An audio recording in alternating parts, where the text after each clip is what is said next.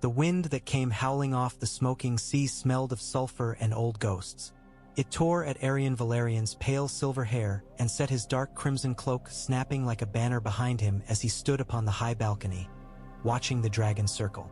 The beast's wings were vast sheets of shadow rimmed in firelight, their edges catching the glow of the molten rivers far below.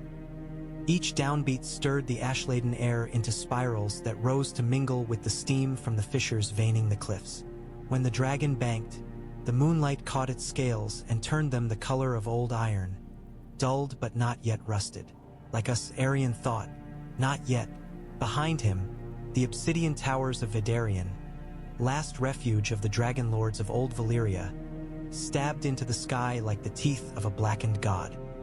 The city clung to the side of a jagged peninsula, its streets layered and crooked, its palaces built on the fused bones of older palaces. Above everything loomed the volcanoes, the 5 fires, the priests called them, glowing red at their throats, breathing smoke and embers into a starless sky. Once there had been more. Once, the 14 flames had burned in arrogant splendor, and the dragonlords had ruled a continent of rivers and plains, of mines and temples and slave roads stretching farther than any map could hold. Then had come the doom, the day the earth screamed and the sky caught fire and the old power turned upon its makers in a storm of stone and molten blood. But not all had perished. In the last hours before the world cracked, a handful of families had listened to the whispers of their seers and fled not outward, as Enar Targaryen had done, but inward, folding their city around itself with bindings of blood and fire, sinking it behind veils of mirage and ward and screaming sacrifice. Vaedarion had been dragged half out of the world, half into some dark reflection of it, and there it had remained, hidden in the choking mists, forgotten by time and tide. For centuries they had endured. The dragons had grown smaller, the bloodlines thinner, the mines poorer. Slaves still dug, bled, and died, but the ore they hauled up was streaked with more stone than metal. The old spells of shaping and binding cost more each year, demanding blood from finer veins. We are fading, Aerion thought, as the dragon let out a thunderous roar that rolled over the city like distant thunder. Even our monsters grow tired. He rested his hands on the balcony rail, feeling the familiar chill of obsidian under his palms. A faint green glow pulsed through the veins of the stone, the mark of the ward web that laced the city, woven layer upon layer by generations of fire singers.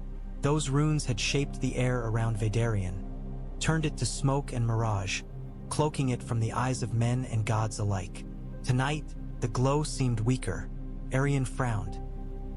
He was tall for a Valyrian, with the pale skin and fine-boned features of his line, but his eyes were darker than most, a deep smoke gray, shot through with faint threads of molten gold. When he closed them, he could feel the web beneath his feet like a vast, fraying tapestry, threads snapping, tension bleeding away. "You feel it too," a voice said behind him, low and cool. Aerion did not turn at once. He watched the dragon fold its wings and drop like a tossed spear, vanishing into the shadowed craters below, then rise again in a gust of ash. Only when it had steadied did he glance over his shoulder. Alaena Vhalaryon stood in the archway, framed by the dark stone. His half-sister's hair fell in straight silver curtains to her waist, and the red silk of her robe shimmered faintly with stitched runes that caught the light of the volcanoes. In her hands, she held a thin rod of dragonglass inscribed with spirals of old glyphs. "It is weakening," Aerion said. "You do not need your trinkets to know that." She stepped out onto the balcony, ignoring the wind as it tugged at her robes. "I prefer certainty to feelings, brother." Alaena lifted the dragonglass rod, closed her pale violet eyes, and murmured a few words under her breath. The runes along the rod's length stirred, then guttered, like embers in wet wood. "3 anchor points have failed," she said after a moment. 2 in the outer wards, 1 deeper. The foundations beneath the western cliffs are cracking. The next quake will tear through them like rotten cloth. "And the ward web?" "Frayed," she answered, "thinning. It holds but barely. We can patch it again, but each time the cost grows." She opened her eyes, studying him. You know this. You have seen the ledgers. You have counted the births. Aerion exhaled slowly, watching his breath mingle with the sulfurous air. Fewer children each generation. More stillbirths. More monsters born with too many eyes or too few limbs, with scales where skin should be, with fire in their throats that burned them from the inside before they could draw a second breath. We are running out of ourselves, he said softly. Alaena inclined her head. And you are thinking of the world beyond the smoke. He smiled without humor. Have you looked into the glass candle tonight? I lit all 7, she admitted, and I saw only fragments. A red star burning over a black sea. A girl with silver hair and dragons of her own. A wall of ice taller than any of our towers, and a shadow on top of it that wore the shape of a wolf and a man both. Her eyes flickered to him. The world has not forgotten us, Aerion. Its dreams still carry our name. Then perhaps, he said, turning back to the dragon-haunted sky, it is time we remembered it. The Hall of Shaping lay at the heart of Vaedarion, sunk deep into the rock like a buried heart.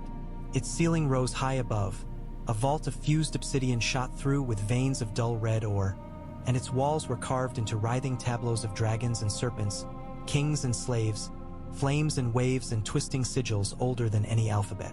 Glass candles burned along the length of the chamber, tall, thin columns of twisted translucent stone, lit from within by an uncanny green fire. Their light was too steady, too sharp, casting long, precise shadows that seemed to watch as the dragonlords entered. Aerion walked at Aleena's side, his cloak streaming behind him. Around them, other scions of the old families drifted through the rows of pillars. Vaedaries and Migorians, the Lanes and Remars, each bearing the look of their line. High cheekbones, pale hair, eyes like strange stones. Slaves in dark tunics padded silently along the walls, their heads bowed, carrying scrolls, wine, trays of thin gold cups. At the far end of the hall, the council table waited, a broad slab of black stone that had once been the lid of an ancient sarcophagus. Its edges were carved into draconic maws, and its surface bore faint grooves where countless knives had cut it in ritual sacrifice. High Magister Vaedarion already stood behind it, both hands resting flat on the stone. Age had withered him. His hair was white as bone and thin as cobweb, his skin a parchment stretched over a skull too sharp to be human. His eyes, though, burned with a fanatic light that the years had not managed to dim. The dragonlords assembled in a wheeling hush, silk shifting, heels clicking on stone. When the last of them had taken their places, Vaedarion lifted his head, and the murmurs died as if a blade had cut through them. "We gather," he said, his voice thin but carrying, "as our forebears gathered at the breaking of the world. Then they faced the doom. Now we face the slow death that comes after." A ripple of discomfort moved around the table. No one liked to hear the old man speak of weakness. "Our wards fray," Vaedar went on. "Our minds run lean. Our dragons grow fewer, and those that hatch are smaller, sicker. Our blood thins." He let the words hang like smoke. "We have hidden behind the smoke and the wards for 4 centuries, biding our time, telling ourselves that the world would forget and we would endure, until we were strong enough to stride out and take what was stolen from us." "To reclaim Essos?" drawled Lord Maze-Thalan, his eyes heavy-lidded, his rings thick with colored stones. "We have told that story for so long I would almost believe it, old man. But we have never acted. Because we were not ready," Vaedar hissed. "Because the omens were wrong. The threads of magic were thinned, the lines of force twisted. To stride into a dead world with living fire is to strangle oneself with one's own power." "And now?" Alaena asked, her tone respectful but cool. "Now the world wakes," Vaedar said. He nodded toward the candles, their green flames burning steady and tall. "For the first time in 3 lifetimes, the glass sings clearly. We see dragons in the west, born from our stolen blood. We see a red star in the sky, bleeding across the horizon. We see shadows moving beyond a wall of old ice, where no shadows should move at all." Aerion felt the eyes of half the hall flick toward him. He kept his gaze on Vaedar. "You speak of the girl," said Lady Rhiella Migorian, her hair braided with small chips of dragonglass. "The Targaryen whelp, our cousins who ran from the fire before it fell. Their flight preserved a spark of our power," Vaedar said grudgingly. "We may curse their cowardice, but we cannot deny the use of what came of it. The girl has 3 dragons now, in the cities of Slaver's Bay. 3 strong beasts, young and growing. A hatchling with hatchlings," Maze the Lawn scoffed. "Will you bend the knee to her, old man? Shall we call ourselves vassals of Daenerys Targaryen?" The name tasted strange in this hall of older blood. Aerion watched it pass from mouth to mouth, like something half-remembered. "No," Vaedar said sharply. "She is an upstart, a spark from a distant ember, but sparks can light pyres. She shows us that the world beyond our wards is ripe for fire again. Magic stirs, the old bindings flex and groan. And if we step out into that world?" Aerion said at last, his voice cutting through the murmurs. "What then? We are not what we were. Our dragons are few, our numbers are thin. Do you mean to march on Essos with a handful of beasts and a city of half-starved slaves?" Vaedar's lips peeled back from his teeth in something like a smile. "I mean to do as our forebears did when they tamed the 14 flames," he said. "I mean to take power where it lies. In steel and blood, yes, but also in the currents of the world. We are not the only fire that burns, Aerion Vhalaryon. There are other flames now, other songs being sung. We will bind them. We will make them ours." "Other flames," Alaena repeated softly. "You speak of the dragons in Slaver's Bay." "And of the ice?" Vaedar said, and now the hall grew truly quiet. "Beyond the wall, in the far north of Westeros, our candles show us shadows that should not be. Pale shapes in a dead land, walking where no life should walk. Old power, cold power." "A child's tale," muttered someone. Vaedar snapped his head toward the sound. "The long night was no tale. The first dragonlords knew that. We studied the stories of the first men and the children of the forest, of their pact at the heart trees and their war against the dark. We learned from it. We learned to fear it." He leaned forward, thin hands pressing into the stone. "Now the dark stirs again, and with it we feel the pull of something else. A song, half fire, half ice." Aerion's throat had gone dry. Aleena's fingers tightened on her dragonglass rod. "You have seen this song?" she asked. Vaedar's eyes kindled. "I have seen a man on a wall of ice," he said. "A man with our blood in his veins and a wolf's head on his shoulders. I have seen him standing between darkness and ruin, and I have seen him riding a dragon whose fire burned cold and bright as the moon on snow. He is a fulcrum, a hinge the world will turn upon." A murmur ran through the hall. Names whispered: Targaryen, Stark, false, impossible. "A mongrel, then," Maze the Lawn said, sneering. "Half of savage stock. You would tie our fate to some northern bastard." "To the right tool," Vaedar said. "To the right instrument, we will tie whatever we must." He looked along the table, his gaze sweeping the halls of once great names. "The time of hiding is ending. The wards fail. Our blood thins. The world calls to us. The question before this council is simple." He spread his bony hands. "Will we answer?" The chamber of candles lay beneath the hall of shaping, carved into the living rock long before the doom. Here, the walls were smooth, polished to a mirror sheen, and the air was still and thin, like the breath held in the lungs of a dying man. 7 glass candles stood in a circle around a low stone table. They were taller than a man, twisted into spiraling columns of pale green stone, their surfaces faintly translucent.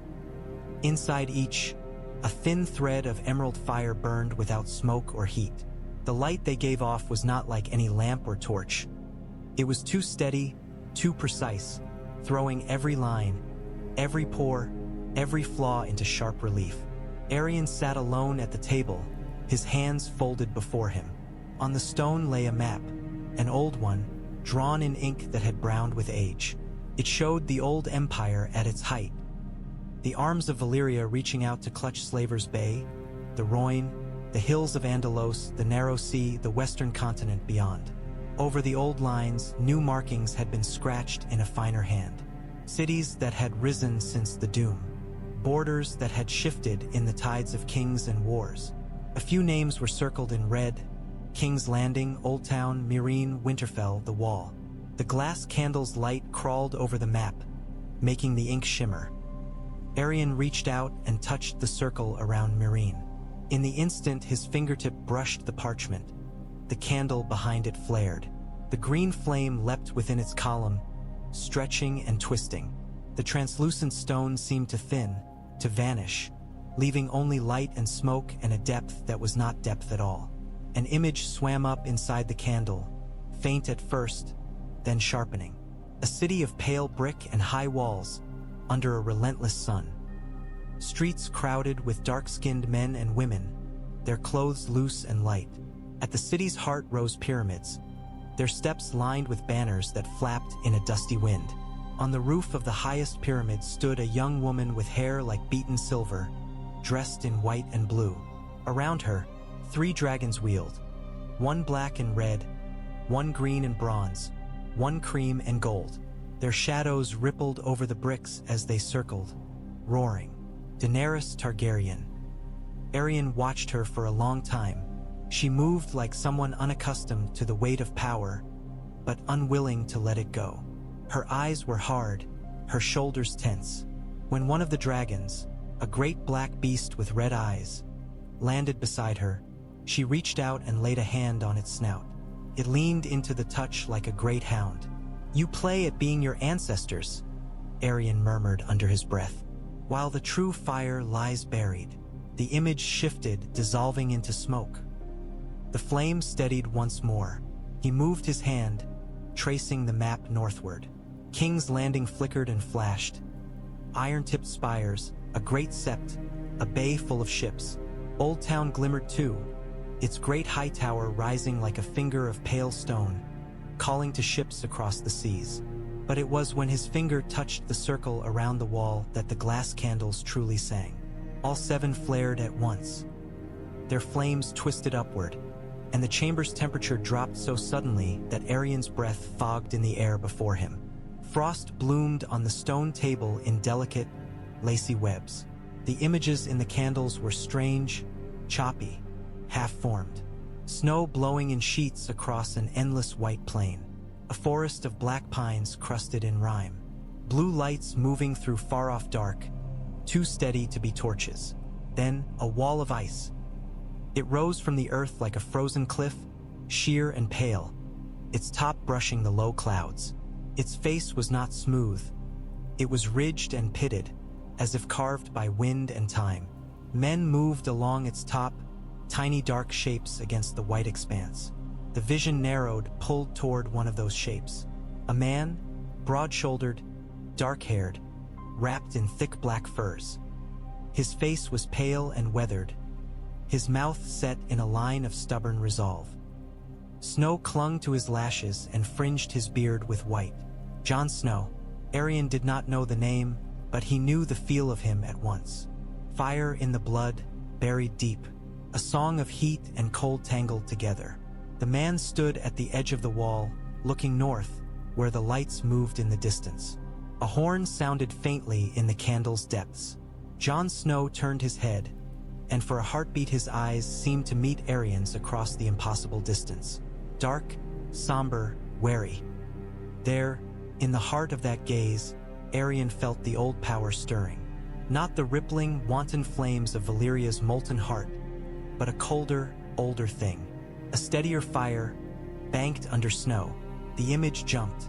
For a moment, Aerion saw the same man on a field of white, a sword in his hand, his breath steaming around him as he faced a tall, thin figure with eyes like blue fire. Beyond them, shadows moved, a tide of dead things, their pale hands clawing at the snow. Then the vision tore. The candles snapped back to their normal flames. The frost on the table cracked, flaking away. Aerion sat very still, his heart hammering. That had been no idle scrying. The web of the world itself had tugged at him, pulled his sight across half the globe to show him that man. A hinge, Vaedar had called him. A fulcrum. Aerion smoothed a hand over the map, feeling the rough scratches where ink had dried long ago. A song of ice and fire, he said softly, tasting the words. And we are deaf no longer. The shrine beneath Vaedarion was older than the city that had grown above it. The walls were rough-hewn rock, dark and porous, slick with the sheen of eternal damp. Stalactites hung from the ceiling like jagged teeth. The air was thick with the smell of copper and smoke. At the center of the shrine, a basin of black stone had been carved directly out of the earth. Its sides were etched with spirals of runes, worn almost smooth by time and the passage of hands. Above it, suspended by chains thicker than a man's arm, hung the skull of a dragon so large that its empty eye sockets seemed like caves of their own. High Magister Vaedarion stood before the basin, his thin hands steady on the hilt of a long, curved knife. Around him, the dragonlords formed a ring, their faces pale islands in the gloom, their eyes reflecting the torchlight. Their robes were darker than usual, dyed such a deep red they were almost black. At their feet, slaves knelt. They were chosen for their strength, their youth, their health. Some trembled, others stared straight ahead, jaws clenched. Iron collars gleamed at their throats, connected by chains that rattled softly as they shifted. Aerion stood in the circle of nobles, his expression unreadable. Beside him, Alaena's fingers dug into the folds of her robe, knuckles white.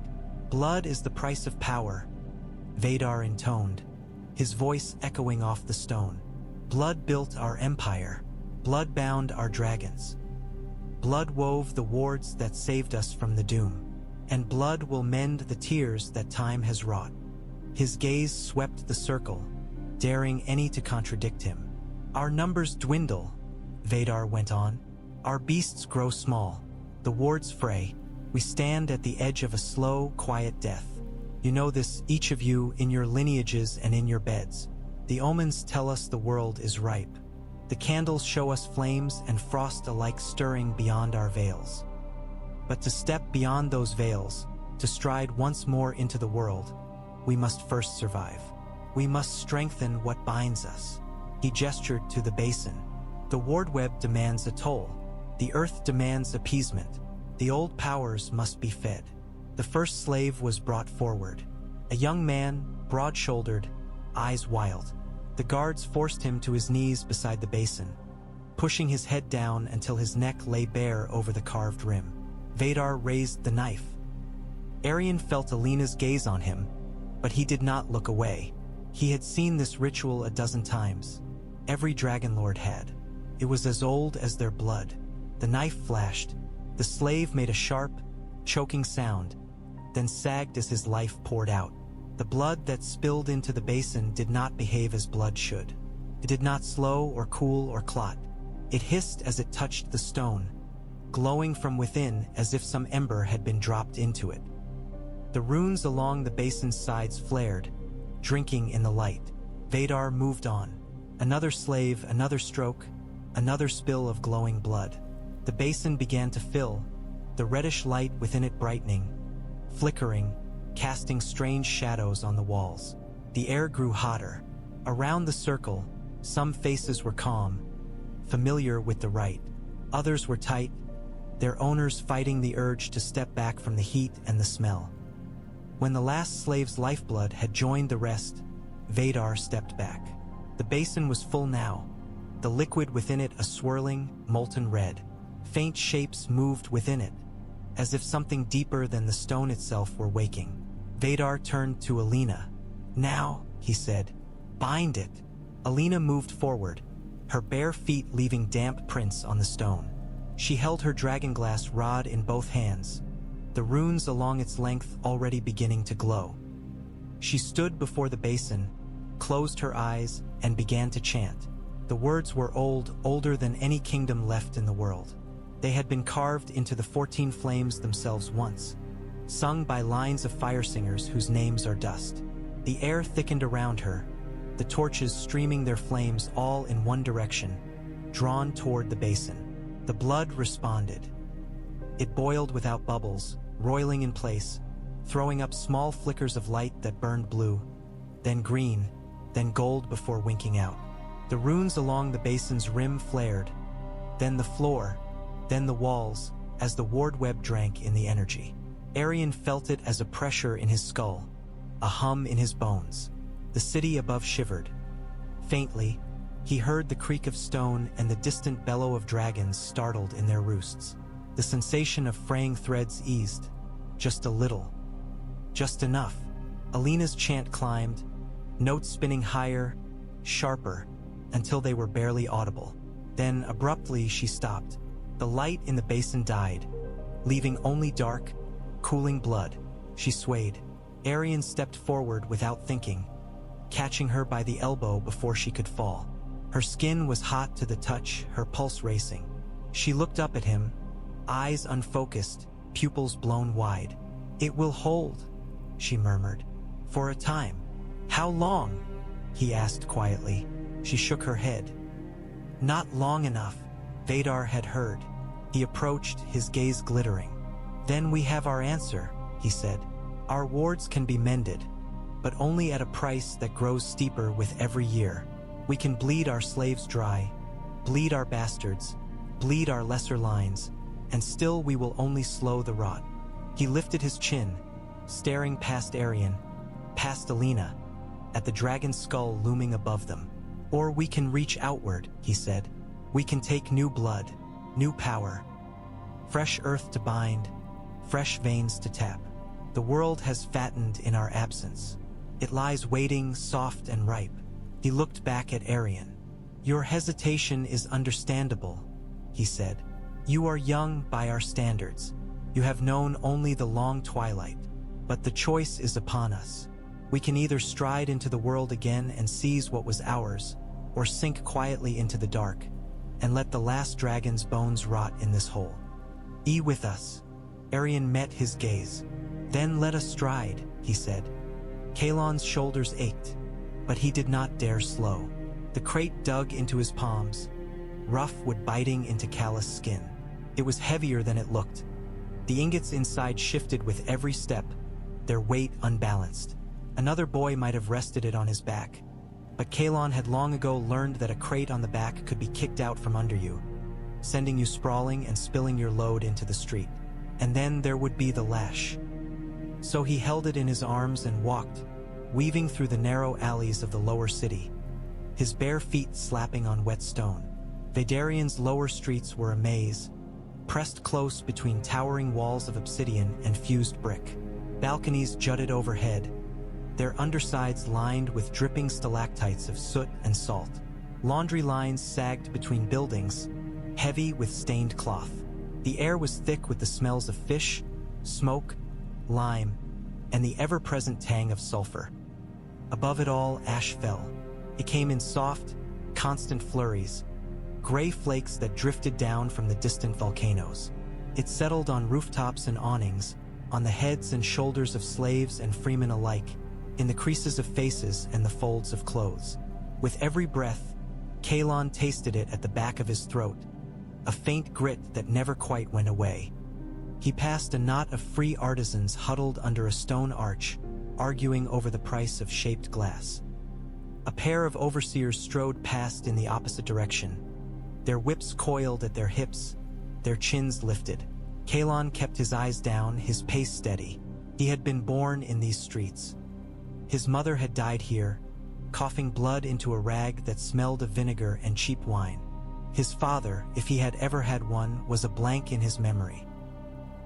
His first clear recollection was of a hand on his neck, shoving him to his knees before an overseer who had inspected his teeth and limbs, then burned a mark into his shoulder with a rod of hot iron, the serpentine crest of House Valyrian. That had been 10 years ago. Since then, Kalon had carried crates, scrubbed floors, hauled coal, cleaned dragon dung, fetched wine, and emptied chamber pots, all under the ever-present threat of the lash. He had learned the routes of the city by heart. He knew which alleys flooded when the sea rose, which corners to avoid after dark, which doorways hid watchers for the underground fighting pits. He had also learned to keep his ears open, Today, the city hummed with a different kind of tension. People talked as they worked, voices pitched low, glancing over their shoulders as if the obsidian walls had grown ears. Council met till the small hours, a fishmonger muttered as Kalon passed. My cousin's boy serves wine in the Hall of Shaping. He says they spoke of the world beyond the smoke, of armies, of dragons flying over other lands. A drunk boy's tale, his neighbor said, but the way his hand tightened on the knife suggested he believed it all the same. Ships in the dry docks. An old woman whispered to no one in particular, her eyes clouded by cataracts. Big ones, with prows like dragon heads. I remember the last time they built ships that size. Before the doom. Before your wits fled, someone snorted, but they looked uneasy. Kalon kept walking, but his mind snagged on the words. The world beyond the smoke. He had never seen beyond the mists that ringed Vaedarion. He had watched, once, from the high terraces as a ship had tried to sail out. Some mad trader or desperate freeborn. The vessel had vanished into the gray, swallowed without a sound. It had not come back. Now they said ships were being built to sail the other way. He turned a corner and emerged into a small square where 3 alleys met. In the center stood a cracked fountain, long since dry. Children splashed in the puddles that gathered there when it rained, their feet black with soot. Today they stood in a cluster, staring upward. Kalon followed their gaze. A dragon perched on the roof of a nearby warehouse, its claws digging into the stone. It was smaller than the great beasts that roost near the volcanoes, no bigger than a wagon, but its presence still sucked the breath from his lungs. Its scales were mottled green and brown, its wings folded tight. Smoke drifted from its nostrils in thin curls. Its eyes were what held him. They were not the flat, dull eyes of livestock. They were sharp, slit pupils narrowing as they scanned the street below, weighing, judging. One of the children laughed nervously and tossed a bone toward the roof. The dragon's head snapped down in a blur, jaws closing around the morsel with a crack of teeth. When it lifted its head again, blood glistened on its lips. Kalon shifted his grip on the crate. Move along, a voice barked. An overseer strode into the square, his whip already in hand. The children scattered, ducking into alleys.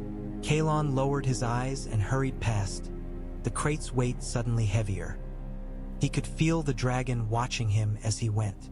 At the edge of the square, a group of older men stood under a jutting balcony, pretending to argue over dice. Their voices carried in snatches. If they open the wards, slaves on the ships, you mark me. Heard one of the fire singers say the ice in the north moves like a living thing. Kalon turned away, heart beating faster. He did not understand the talk of ice or of the world beyond the smoke. He understood only this. When the dragonlords grew restless, when the old men in the high halls started speaking of power and destiny, it was the slaves who bled first. He tightened his grip on the crate and walked faster. Aerion's study clung to the western edge of his family tower, its windows opening onto the smoke-choked void beyond. By day, a pale, strangled light filtered through the mists. By night, there was only the red breath of the distant volcanoes and the sharp green of the glass candles. Tonight, 6 candles burned along the room's shelves, their flames cutting the space into alternating strips of light and darkness. Bookshelves filled with old tomes and scrolls loomed at the margins, their titles written in the flowing script of Old Valyria. Dragonbone quills poked from jars like the claws of some skeletal beast. A dragonskin rug lay underfoot, its scales worn smooth by generations of pacing boots. The map on the table was newer than most of the clutter around it, but already stained and creased from use. Aerion had traced its lines so often that he could see them even when he closed his eyes. The jagged outline of Westeros, the mountain spine that ran down its back, the great rivers branching like veins. Alaena stood opposite him, her hands resting lightly on the table's edge. The dragonglass rod lay beside her, dark for once, its runes dormant. The council will vote to move, she said quietly. It was not a question. Yes, Aerion said. Vaedar has stoked their fears well. They see the fraying wards, the thinning blood, and they will seize any chance to feel powerful again. Even if it means stepping blind into a world they no longer understand. You pushed them too, she reminded him. He grimaced. I pushed them to choose. Hiding and bleeding in the dark until the last dragon dies of sickness is no future. He tapped the map with one finger. If we must risk ourselves, better we do it with open eyes. Aleena's gaze dropped to the red circles he had drawn. One looped around King's Landing and its bay, another around Old Town at the mouth of the Honeywine. A third marked the stretch of coast where the wall met the sea. You focus on Westeros, she said. It is the nearest, Aerion replied. The richest. The blood of our runaways rules there still, in some fashion. Their knowledge of dragons, such as it is, will be an advantage we must account for. And he hesitated. And the hinge is there, she finished for him. Jon Snow. The name sat strangely in his mouth when he repeated it. Snow, a bastard's name, I am told. Yet he wears our blood like armor. Not only ours, Alaena said. The wolf in him is not a metaphor, Aerion. The lines of the Old North run through him as well. When I watched through the candles, I saw him with a white beast at his side. A wolf grown to the size of a small horse, its fur like fresh snow. Loyal, fierce. It is a bond of power, if one knows how to see it. Aerion remembered the feel of the man's gaze through the candle, the steadiness in it. The weariness too, as if he had borne burdens beyond his years. How does a northerner come by dragon's blood? He wondered aloud. You heard Vadar's hints, Alaena said. The Targaryens fled before the doom, but they did not escape our notice. Records survive, though many were burned or buried after. Rhaegar Targaryen took a Stark woman to wife in secret, if the songs are to be believed. Lyanna Stark. Their child would have carried both lines. A child hidden as a bastard, Aerion mused. Raised at Winterfell under wolf banners. Sent to the wall to die in black, Alaena said. Or to be shaped there by iron and ice. Aerion's hand tightened on the map. If Vaedar speaks true, he said slowly, this Jon Snow will stand at the center of what is coming. Between the ice that moves and the dead that walk. Between the girl with dragons and the North that remembers. We cannot ignore him, nor can we trust him, Alaena said. He is not of us. His loyalties lie with his own pack. Blood is strong, but so is upbringing. That is why we must reach him first, Aerion said. He traced a line from Vaedarion's position in the smoking sea, across the narrow sea, up past the fingers and the veil to the wall. If we sail openly, the other kingdoms will see us coming. They will clutch their little crowns tighter. But the wall, he tapped the northern coast. Few ships go there. Their eyes are turned south, to their feuds and their thrones. Aleena's brow furrowed. You mean to send an emissary? A small ship, he said. Fast, cloaked as best we can. No banners. A handful of chosen men, and at least one of our lesser dragons to impress upon them the seriousness of our offer. Offer, she repeated, tasting the word. We extend a hand before we show our teeth, Aerion said. We tell this Jon Snow that we have seen what comes, that we know the truth of his blood, that we can give him the tools to stand against the dead that gather in the dark. And in return? Alaena asked. In return, Aerion said softly, we take him, as a student, as a hostage, as a weapon. We bring him into our fold and teach him our ways. We bind his fire to ours, with the wolf dragon at our side, and the girl's hatchlings either leashed or destroyed.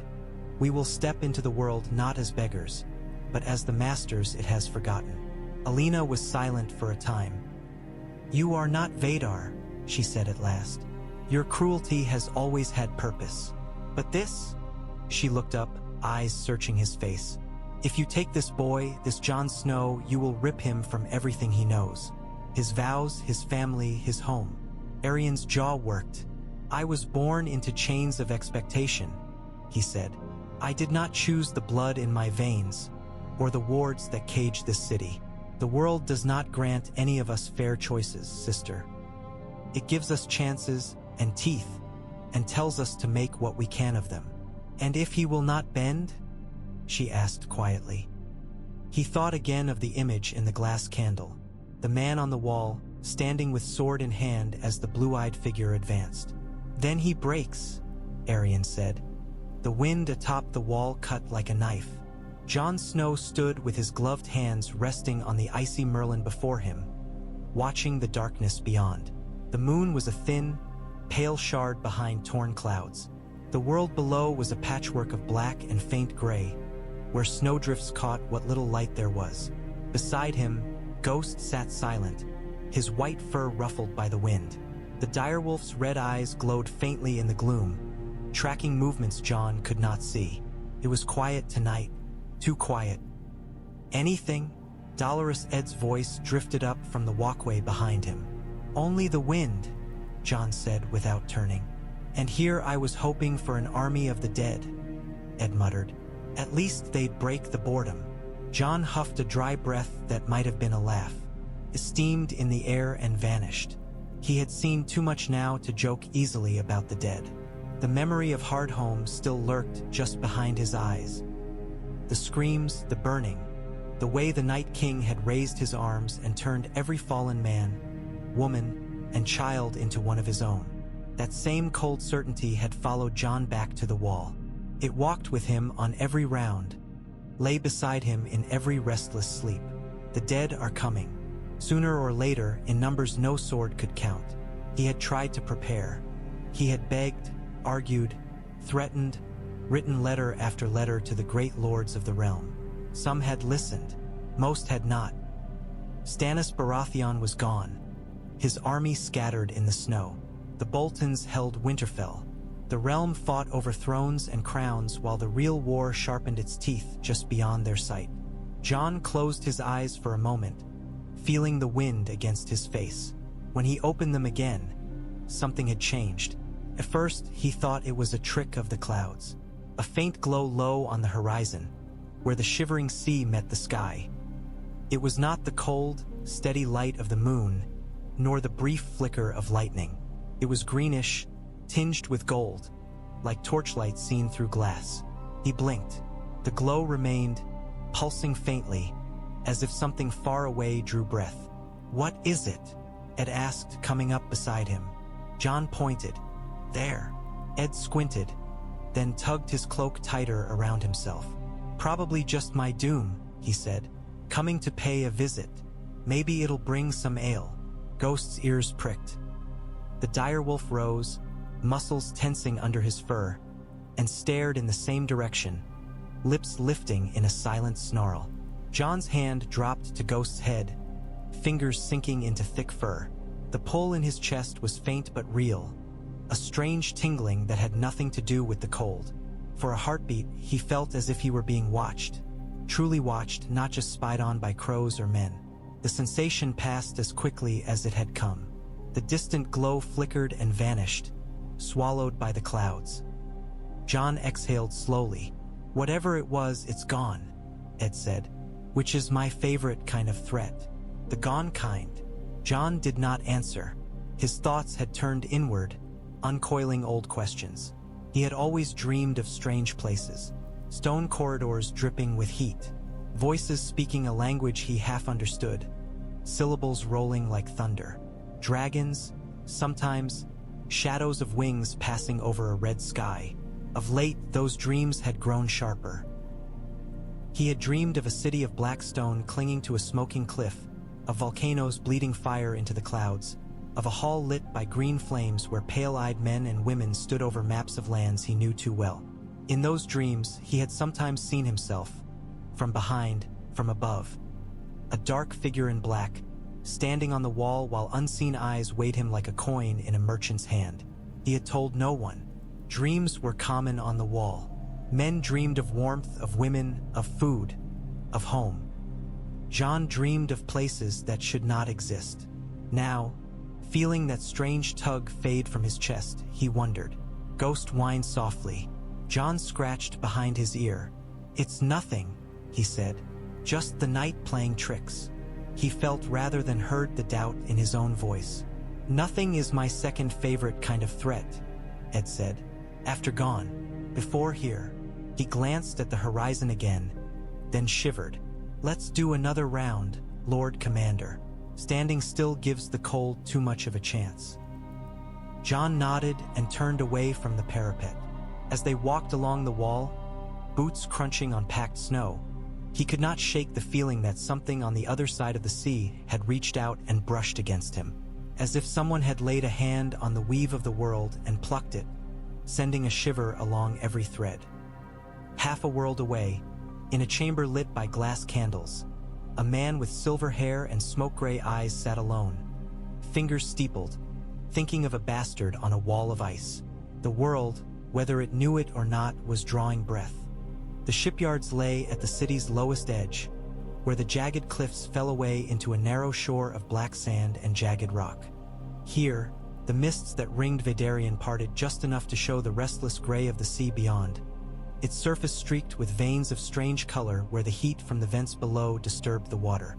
Once, the slips had been choked with merchant vessels and fishing boats, the smaller craft that kept the city fed and clothed even as its gaze turned inward. Now, those had been shoved aside, their hulls left to rot or burned for scrap wood. In their place, the war galleys took form. They rose like dark skeletons from the sand, their ribs of seasoned oak and strange, pale timber curving toward the sky. Dragon-headed prows jutted over the water, their jaws open in frozen roars. Men swarmed over them like ants, slaves hauling beams and barrels, craftsmen hammering iron nails, rope makers twisting new lines from hemp and hair. Aerion walked along the narrow walkway above the slips, hands clasped behind his back. The wind from the sea carried spray and ash alike, spattering his face with cold damp and grit. Below, the rhythmic thud of hammers and the creak of pulleys blended into a rough music. "How many?" he asked, not looking back. "6 hulls in the first wave," answered Vaelin Reamer, the master of ships, striding at his side. "2 near finished, for more well along. Another 10 in the planning stages, though we'll need more timber for those." He scratched at his beard, flecked with sawdust. "The forests inland are not what they were before the doom. We will have forests enough in Westeros," Aerion said. "For now, we build what we can." Vaelin nodded, though his expression remained sour. "Oars for 3 banks on each," he said. "Room for 40 oarsmen aside at least. Space for cavalry and supplies on the upper decks. And the dragons." Aerion's gaze shifted upward. A shadow passed over the shipyard, followed by a wash of hot wind. Men flinched, curses and prayers rising from the slips. The blue dragon banked lazily above them, wings beating a slow, powerful rhythm. Its scales were the color of deep ocean, streaked with lighter bands that caught the light. Its eyes were bright, intelligent gold. It was not one of the great eldest beasts, but it was strong and young, its movements smooth, its muscles thick along its neck and shoulders. "Meraction likes the smell of tar," Vaelin said dryly. "Or the fear. Hard to tell the difference from up here." Aerion watched as the dragon's shadow swept over a group of slaves hauling a massive beam. One stumbled, gaze fixed upward. The overseer's lash snapped out, catching the man across the shoulders. The beam dipped, then steadied as the others strained to keep it level. "Fear is a useful tool," Aerion said, "but overused it dulls." "You sound like one of the philosophers from the upper towers," Vaelin snorted. "Down here, fear and the lash are the only reasons these men keep walking instead of throwing themselves under the keels." Aerion did not argue. He had walked among the lower streets often enough to know the taste of sullen hatred in the air. It burned like acid eating at the foundations of the city. But they needed the ships, and the ships needed hands. "How long until the first 2 galleys can sail?" he asked. "A moon's turn, if the wards cooperate," Vaelin said. "Less if you're willing to forego some of the finer fittings. They'll float, they'll row, they'll carry what you want them to, whether they'll stand up to storms beyond the mists." He spread his hands. We'll have to trust the old designs. Aerion stopped at the edge of the walkway, looking out toward the sea. The mists out there were thicker than any natural fog. A wall of shifting gray shot through with occasional flickers of dull red and sickly green. They had been their shield for generations, their veil. Ships that strayed too close turned in circles, lost. Birds that tried to cross often vanished, their carcasses washing up days later on the black shore. "We will need a path," Aerion said, "a corridor through the wards. If we tear them entirely, the city will be laid bare. If we open only a slit, perhaps we can slip through without letting the world's eyes fully upon us." "Ask your sister," Vaelin said, "or Vaedar. I move ships, not shadows." Aerion's lips twitched. "We will need both." He watched as Meraction folded its wings and swooped lower, passing just over the nearest hull. Heat washed over the shipyard, raising steam from damp wood. Men dropped to their knees unbidden, some in reverence, some in terror. A thought came unbidden. The face of Jon Snow in the glass candle, eyes dark and steady. What would he make of such a sight, raised among cold stones and old gods? "Will you kneel?" Aerion wondered. "Or will you bare your teeth?" His hand tightened on the railing. "Ready the first galley for a northern route," he said. "Minimal banners, minimal ornament. Provision it for speed, not splendor. I want men who can keep their tongues and hold their nerves." "You're sending them to the end of the world," Vaelin said. "Yes," Aerion replied, "to invite the end of the world to supper." In Bravos, the sea mist crept into everything, into the seams of ships, into the joints of men, into the very bones of the city. It softened edges, blurred lines, made the world seem smaller, closer. The worn coin sat near the end of a narrow canal, its door flanked by two warped pilings hung with old nets. Inside, it was warm and crowded, the air thick with the smell of ale, stew, wet wool, and pipe smoke. Lanterns hung from the beams, their light yellow and soft, gentler than the harsh brilliance of glass candles. Sailors filled most of the benches, their faces weathered, their clothes stained with salt. A few merchants in better cloth sat near the back, talking quietly. At one table, a pair of men with the somber clothes and pinched expressions of the Iron Bank bent over a ledger, counting coins with slow, precise movements. Near the window, Captain Marrow of the trawler Black Gull thumped his mug down and leaned forward, his gray beard bristling. "I know what I saw," he insisted.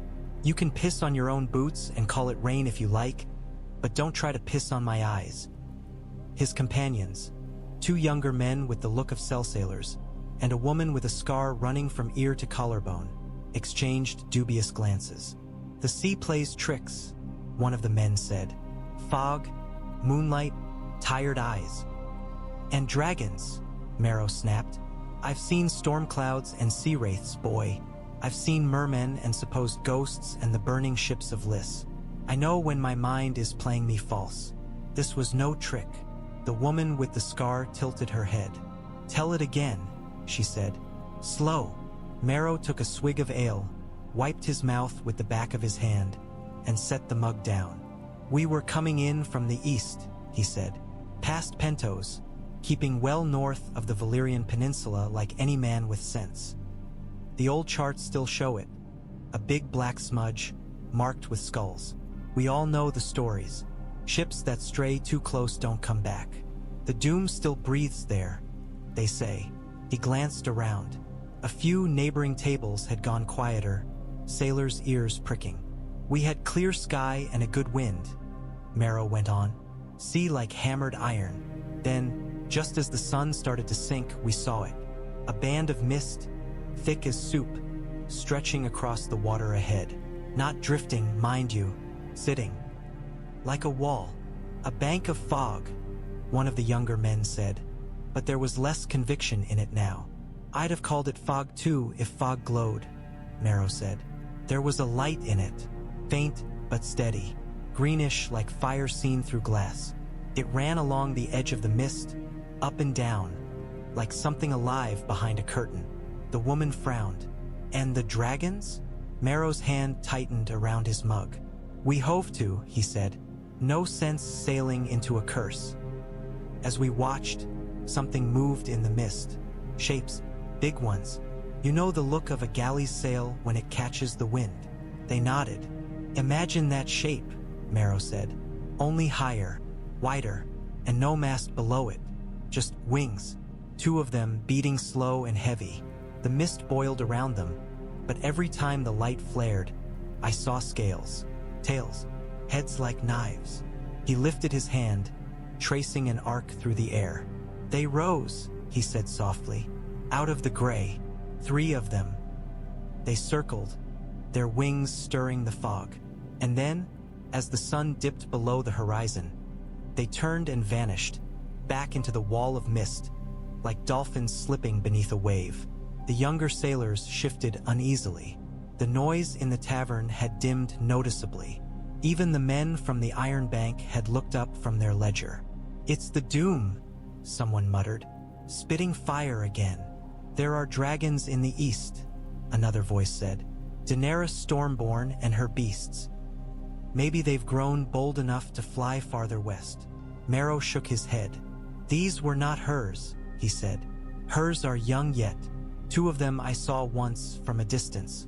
These moved different, older, heavier, and the light in that mist."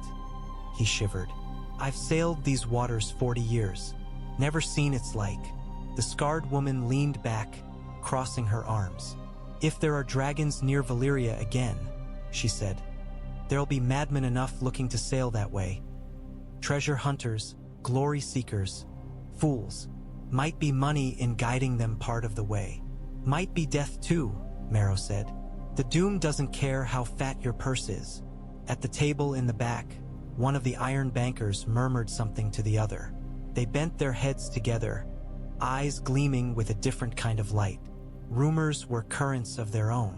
They seeped into cracks, flowed along trade routes, pooled in halls of power.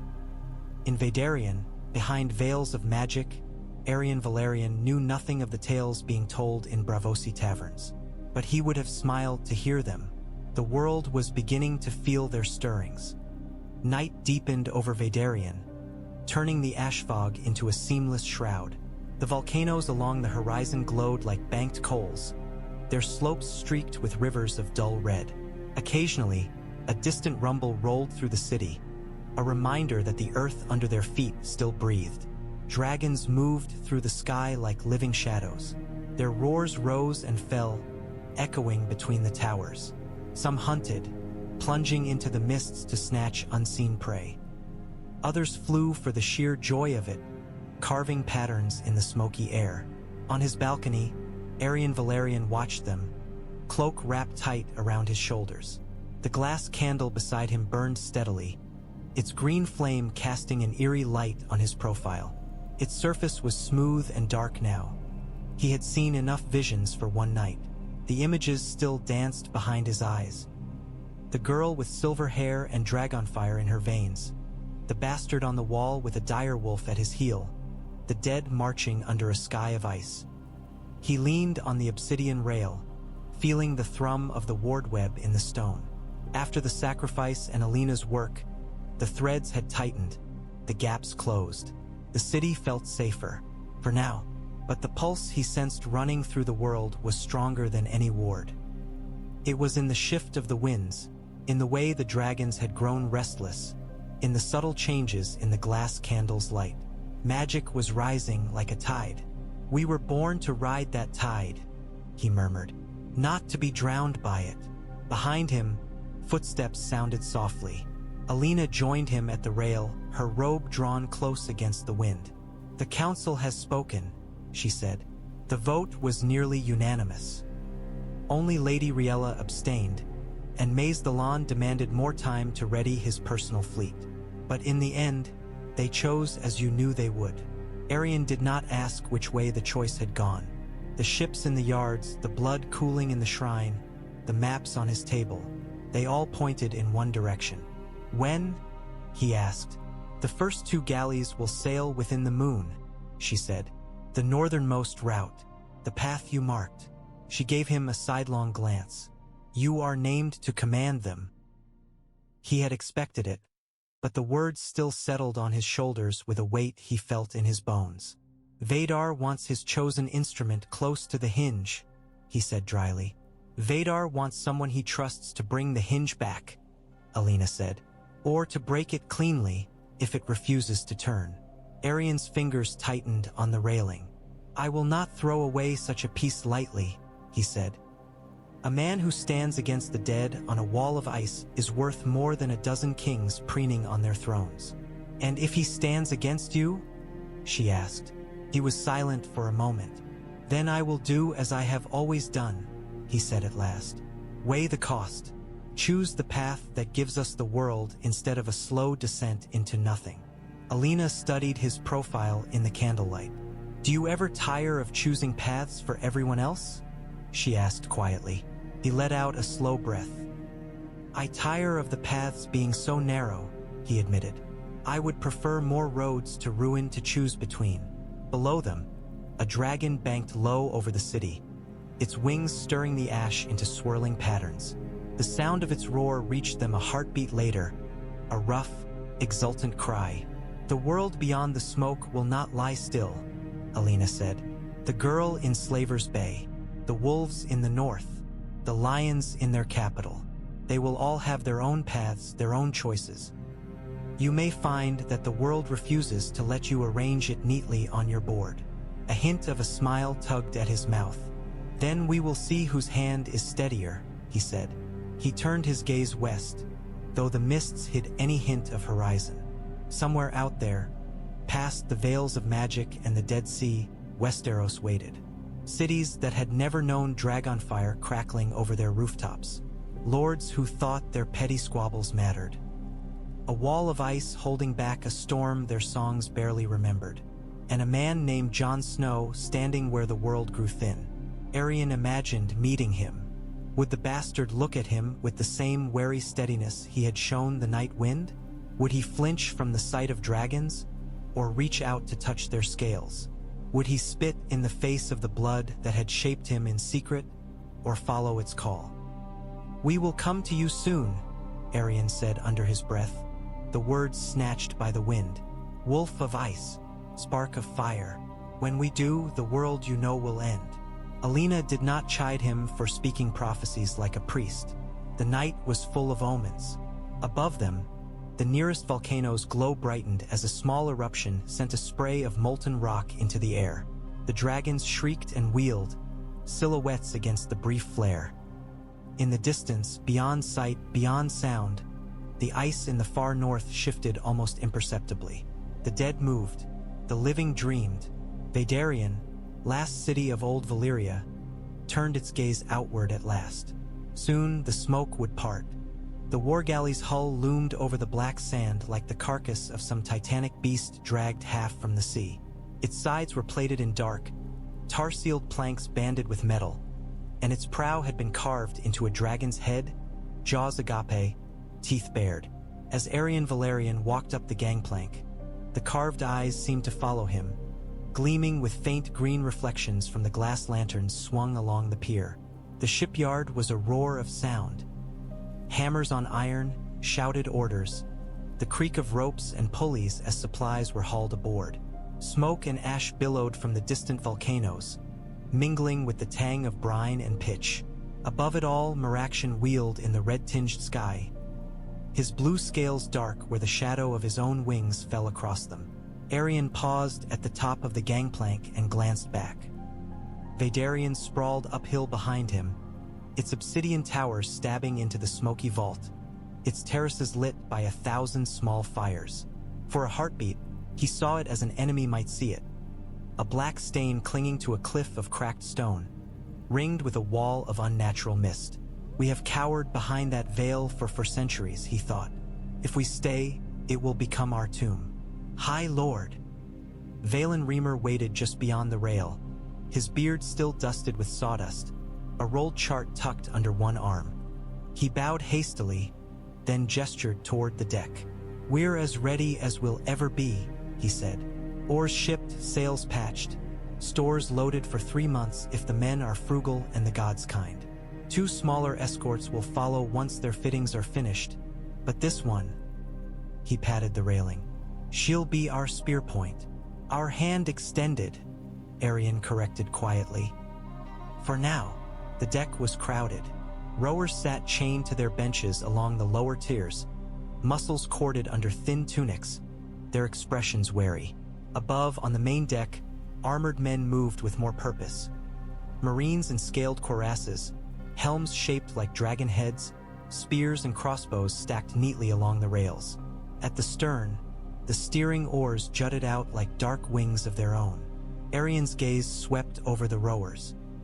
Most stared down or straight ahead, trained by instinct and pain to avoid drawing the eyes of their betters. One, however, glanced up as Aerion passed. Kalon recognized him even before his mind supplied the name. The High Lord's face had been stamped onto coins, carved into stone, whispered about in the lower alleys. Seeing him in the flesh, up close, was stranger than any story. He looked younger than Kalon had expected. No gray in his hair, no stoop to his shoulders. Only the eyes betrayed the weight he carried, shadowed and old beyond the smoothness of his skin. Kalon jerked his gaze away at once, heart hammering. The overseer behind him saw, of course. The lash flicked out, the leather tip striking his shoulder with a crack. Pain flared across his back. He clenched his teeth and kept his hands on the oar, knuckles whitening. Aerion did not break stride. He could feel the thrum of the ward web through the planks beneath his boots, a faint vibration that had nothing to do with waves or wind. In the distance, the mists that ringed the city thickened and thinned in lazy pulses, like the breath of some vast, slumbering creature. Alaena waited near the mainmast. She wore traveling leathers dyed a deep, muted red, dragonskin gloves, and a cloak lined with gray fur against the sea wind. The dragonglass rod rested against her shoulder, its runes dark in the daylight. "You're certain?" she asked, when he drew close enough that the wind would snatch their words from eavesdropping ears. "No," Aerion said, "but we are past the point where certainty is an option." Her laugh was brief and humorless. She glanced toward the mists. "I will hold the corridor as long as I can," she said. "Once you pass the outer veils, you will be beyond my reach. After that, you will have to trust to wind, sail, and dragon." Aerion looked skyward. Meraction was descending now, each beat of his wings sending tremors through the air. The dragon alighted upon a reinforced platform at the shipyard's far end, claws digging into stone. Heat rolled from him in waves, the smell of hot scale and sulfur thick on the wind. "He will not stray far," Aerion said. "He has flown the mists since he was first strong enough to take wing. The wards itch at his scales. He knows the paths better than any pilot." "The mists are not the only danger," Alaena said. "The doom still seeps from the peninsula. The old power twists what it touches. You may see things that are not there, hear voices that are only echoes of what burned centuries ago." "I grew up with those echoes in my crib," Aerion said. "We drink them with our mother's milk." "You sound like Vaedar," she said softly.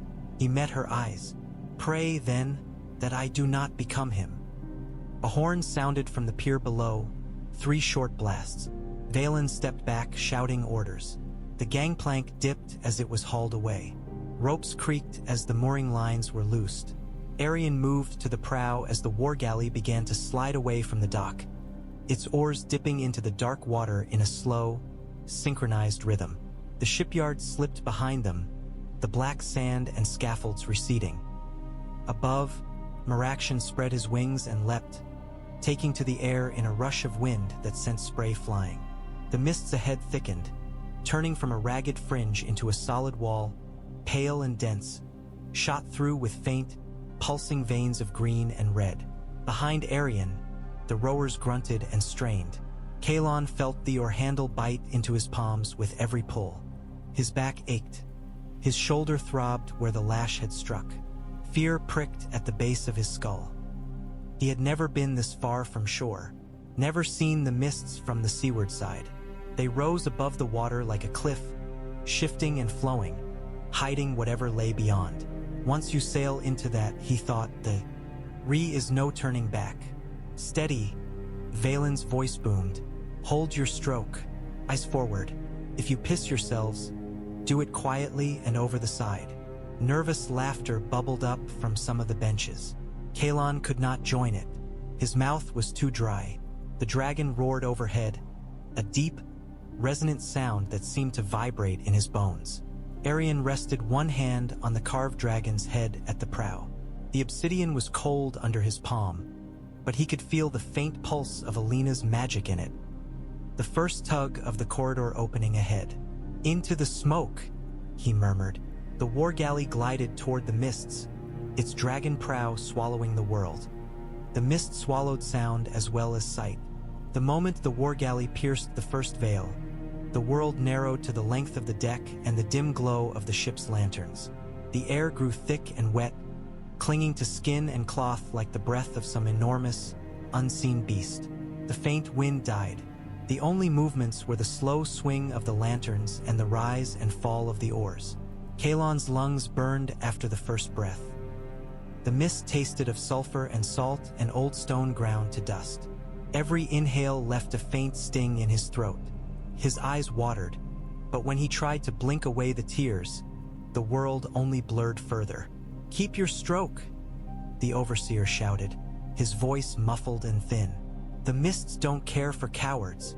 Pull." The oar in Kalon's hands felt heavier with every pull, as if the water had thickened to syrup.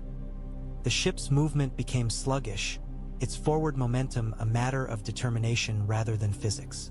Above, Merakshan roared again, but the sound was distant, swallowed by the smothering fog. Kalon glimpsed his shadow now and then, a darker blur passing overhead.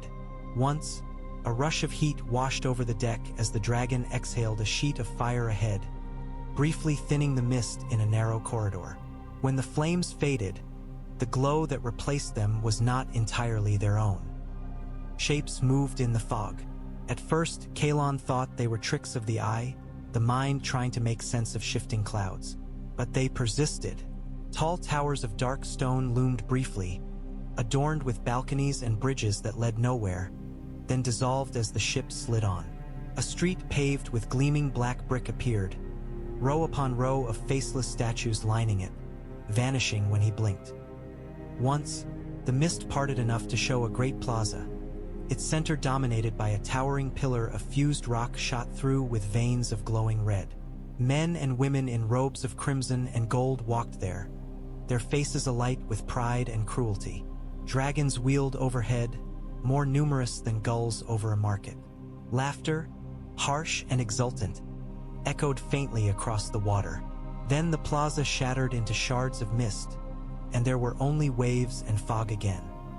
"Do not look too long," a voice murmured above Kalon's head. He flinched. Aerion stood at the rail nearby, one hand resting lightly on the wood, his gaze fixed ahead. His cloak hung heavy with damp, silver hair plastered to his forehead. The green light from the nearest lantern carved hollows in his cheeks. "They are not for you," Aerion said, almost gently. Kalon ducked his head. "My lord," he managed, his voice little more than a croak. "The doom echoes," Aerion went on, as much to himself as to the slave. "We wound the world, and the world remembers. These are ghosts, nothing more, moments burned into the flesh of the earth. They hunger for eyes to see them, for minds to cling to. If you stare, you feed them." Kalon forced his gaze down to the oar. His fingers trembled. Alaena stood further toward the stern, her dragonglass rod held out before her like a dowsing tool. The runes along its length burned a steady, eerie green now, brighter than the lanterns. Her lips moved continuously, though no sound came. Sweat streaked her brow, beating along her upper lip despite the clammy chill. A tremor ran through the deck as the hull scraped against something unseen. Men cried out. Somewhere below, a plank groaned ominously. "Port oars hold," Vaelin barked. "Starboard, 2 strokes. Now!" The ship lurched sideways, the oars on one side digging deep while those on the other rose dripping from the black water. Whatever they had touched slid away with a grinding, sullen sound. For an instant, the mist ahead thinned. Aerion saw a shoreline of fused glass and stone, carved into unnatural shapes by heat beyond understanding. Buildings that had once touched the sky lay half-melted, their facades slumped like wax. A dragon skeleton sprawled across the rocks, its ribs curved toward the sea, its skull half-buried in ash. Then the fog surged forward again, shrouding the vista. Vaedar once said the doom was the world coughing up a hairball of its own arrogance, Aerion murmured. Vaedar says many things, Alaena said through clenched teeth. Some of them even make sense. The dragonglass rod shuddered in her hands. The runes flickered, then steadied. Aerion felt the corridor adjust around them, like a tunnel being bored through shifting sand. How far? He asked. Close, she said. I can feel the edge. The weave thins ahead. Once you push through, the sea will be normal. He heard the strain in that last word. Normal was a memory as much as anything here. Hold a little longer, he said. Her eyes flicked to his. You say that as if I have any choice. The mist grew thicker, if that were possible, pressing against skin and cloth. Kalon's muscles burned. The men around him grunted, strained, cursed under their breath. A few whimpered openly, though the lash kept true panic at bay. Then, abruptly, the air felt lighter. The air changed. The sulfur faded, replaced by the familiar tang of salt and something else. Cold, clean, endless. The oppressive weight of the mist eased. Light seeped in. It was dim at first, a diffuse gray like dawn behind clouds. Then it sharpened. The mists drew back in swift, shuddering tendrils, peeling away from the sea to reveal open water stretching to the horizon. The war galley burst out of the wall of fog like a swimmer breaking the surface of a lake. Spray flew from its prow. The sky above was a pale, washed-out blue streaked with thin white cloud. The sun, unseen for days, glowed weakly behind them. Meraxion shrieked in triumph, banking overhead. In the clear light, his scales gleamed like sapphires. Kalon gasped, dragging in lungfuls of the new air. It was still cold, still tasted of brine, but it lacked the iron tang of the mists. His head swam with relief. Behind them, the wall of fog loomed, gray and solid, a curtain drawn across the world. From this side, it looked less like a natural phenomenon and more like the boundary of a realm. You see, Vaelin muttered, coming to lean on the rail beside Aerion. In and out. If the gods meant to stop us, they'd have done it better. Do not be so sure the gods have an interest, Aerion said. His gaze was not on the fog, but on the open sea ahead. To the northwest, the line of the horizon curved gently. Somewhere beyond it lay coasts that had never seen the shadow of Vaedarion's dragons. Cities whose lords thought the world had forgotten what real fire looked like. We are through, Alaena said, sagging against the mast. The dragonglass rod's runes had dimmed, nearly gone. From here, you are on your own. Her words, meant as warning, tasted like freedom to him. Then let us see what waits beyond the smoke, Aerion said. The first sign of the wider world was a gull. It appeared out of the sky late on the second day after they had left the mists behind, a smudge of white against the washed-out blue. It circled the war galley once, twice, eyeing the deck with beady suspicion, then veered away toward the northwest. Land somewhere in that direction, Vaelin grunted, shading his eyes with a hand. Birds don't stray far from a place to shit. Aerion watched the gull until it vanished into the haze. Each passing hour, the water had grown busier. Kelp drifted by in long brown ribbons. Once, a pod of dolphins surfaced alongside the hull, their sleek bodies cutting through the waves with easy grace. The rowers had murmured, some making warding gestures, others grinning like children. Now, as dusk approached, they saw sails. Ship to starboard, came the shout from the lookout perched in the rigging. Single mast, lateen sail, bearing toward us. Show me, Aerion called. He moved to the starboard rail, eyes narrowing. The other vessel grew from a mere smudge to a distinct shape, a small trader by the look of it, broad in the beam, with a single triangular sail bellied by the wind. Its hull was painted a mottled blue and gray, its prow carved into a simple crescent. Braavosi, he thought, noting the style. Or one of their cousins. Vaelin swore under his breath. Of all the empty seas to sail, we had to find the one occupied fool. Better a fool than a fleet, Aerion said. Hold course for now. Let us see what they do. Wordless tension spread through the crew. The Marines checked their weapons, fingers tightening around spear shafts and crossbow stocks. The rowers shifted on their benches, some stealing glances over their shoulders. High above, Merakshan banked, his vast wings catching the low light. Aerion clicked his tongue softly and made a small gesture with 2 fingers. The dragon responded, rising higher, his shadow growing smaller on the water below. Let them see only a big, strange ship first, he thought. One shock at a time, the distance narrowed. Soon, he could see figures on the trader's deck, clustered at the rail. Their clothes were a jumble of styles. Loose linen shirts, leather jerkins, colorful sashes. One wore the distinctive iron mask of a Braavosi captain, stylized like a stern man's face. They stared at him. At his ship, with its 3 banks of oars and dragon-headed prow. At the armored men along his rails. Aerion lifted a hand and gave a small, almost courtly wave. For a long heartbeat, there was no response. Then the masked captain jerked as if waking from a trance. He shouted something, words torn away by the wind, and his sailors scrambled. The trader's sail shifted, its boom swinging as the ship altered course. Trying to run, Vaelin said, a tinge of amusement in his voice. Can't say I blame them, Aerion considered. They could overtake the smaller ship easily if they turned. Their oars and larger sail gave them speed. But an obvious pursuit would paint them as raiders, and raiders drew attention. He had no interest in being branded a new breed of pirate before he even set foot on Westerosi soil. Let them go, he said. We sail north, they flee west. The tale they tell in port will travel faster than we ever could. A tale of what? Vaelin asked, eyeing him sidelong. Of a dark ship slipping out of the mists, Aerion said. Of a dragon carved into its prow and perhaps... He glanced skyward, where Merakshan was barely visible now. Of a shadow in the clouds. Rumor is a useful scout.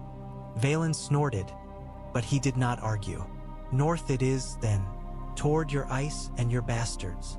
As the trader tacked away, vanishing into the gathering dark, Aerion felt a strange lightness. The barrier had been breached. Vaedarion's presence had slipped into the bloodstream of trade and gossip. Somewhere, in some Braavosi tavern or Pentoshi counting house, men would soon be leaning over tables, whispering about what the old charts called the Death Coast. He turned back to the sea ahead. The air grew colder as they sailed, the wind sharpening its teeth. The stars came out, faint at first, then in their thousands, bright pinpricks of light scattered across the velvet dark. Aerion had never seen them so clearly.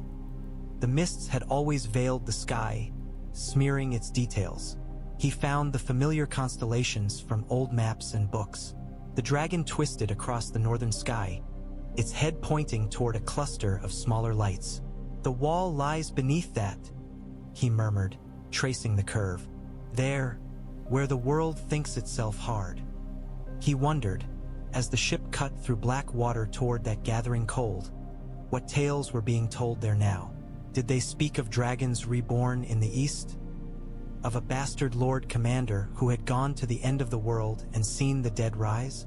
In the dark below deck, Kalon lay chained to his bench, listening to the creak of timbers and the mutters of his fellow rowers. Some talked in low voices about the gull, the dolphins, the strange small ship that had fled at the sight of them. Others spoke of Westeros in half-remembered stories, of green fields and stone castles, of lords who ruled by steel instead of fire. None of them spoke of choice. Their path, like the Galleys, ran in only one direction.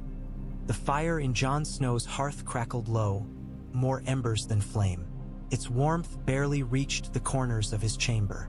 The stone walls pressed close, their damp chill seeping into the room despite the fur hangings he'd tacked up in a half-hearted attempt to blunt the cold.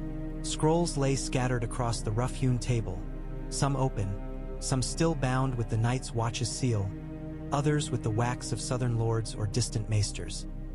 By the light of a single tallow candle, Jon's eyes moved from one to another, reading the same lines for the third or fourth time. Lord Commander Jon Snow, regret to inform you, our resources are strained, no men to spare, wild tales of walking corpses. Surely you are mistaken. He pushed that one aside and picked up another. Bolton claims wardenship of the North by right of royal decree. Your interference at the wall is not welcome. Stannis Baratheon's folly is not ours. He set his jaw, took a steadying breath, and placed the letter atop the small, neat stack of words that boiled down to the same refusal. No men, no aid, no belief. Ghost shifted by the hearth, lifting his head. The direwolf's red eyes reflected the candle flame, twin sparks in the dim chamber. Jon felt the weight of that gaze and looked up. What? He asked, more harshly than he intended. Ghost only blinked, slow and inscrutable, then put his head back on his paws. Jon rubbed at his forehead. A dull ache had settled behind his eyes at some point during the evening and never quite left. The steady drip of meltwater somewhere outside, the distant clang of a hammer in the yard, the muffled laughter of men trying to ignore the cold. All these sounds faded as his thoughts turned inward. He had stood on the wall and watched the dead rise. He had seen the Night King's eyes, cold and bright as blue ice. He had felt the hopelessness gnaw at his gut as the Whites clawed their way up the cliffs, heedless of arrows and sword blows. And he had come back to this. Letters from men who thought him a fool or a liar, who could not imagine that the stories told by old Nan by the kitchen fire might be truer than the tales of their own victories. A soft tap at the window made him start. Came again. Tap, tap. He rose, the chair scraping, and crossed the small room. The frost on the window pane had crept inward, lacing the glass with delicate white filigree. A black shape resolved itself there. A raven, perched on the narrow ledge, its dark eye gleaming. Jon unlatched the window and pushed it open. A blast of cold air knifed into the room. The raven hopped inside without waiting for an invitation, shaking itself and scattering tiny ice crystals onto the floor. Another one? Jon muttered, closing the window behind it. The bird cocked its head, then hopped onto the back of the chair, where it waited expectantly. A small leather tube was strapped to its leg.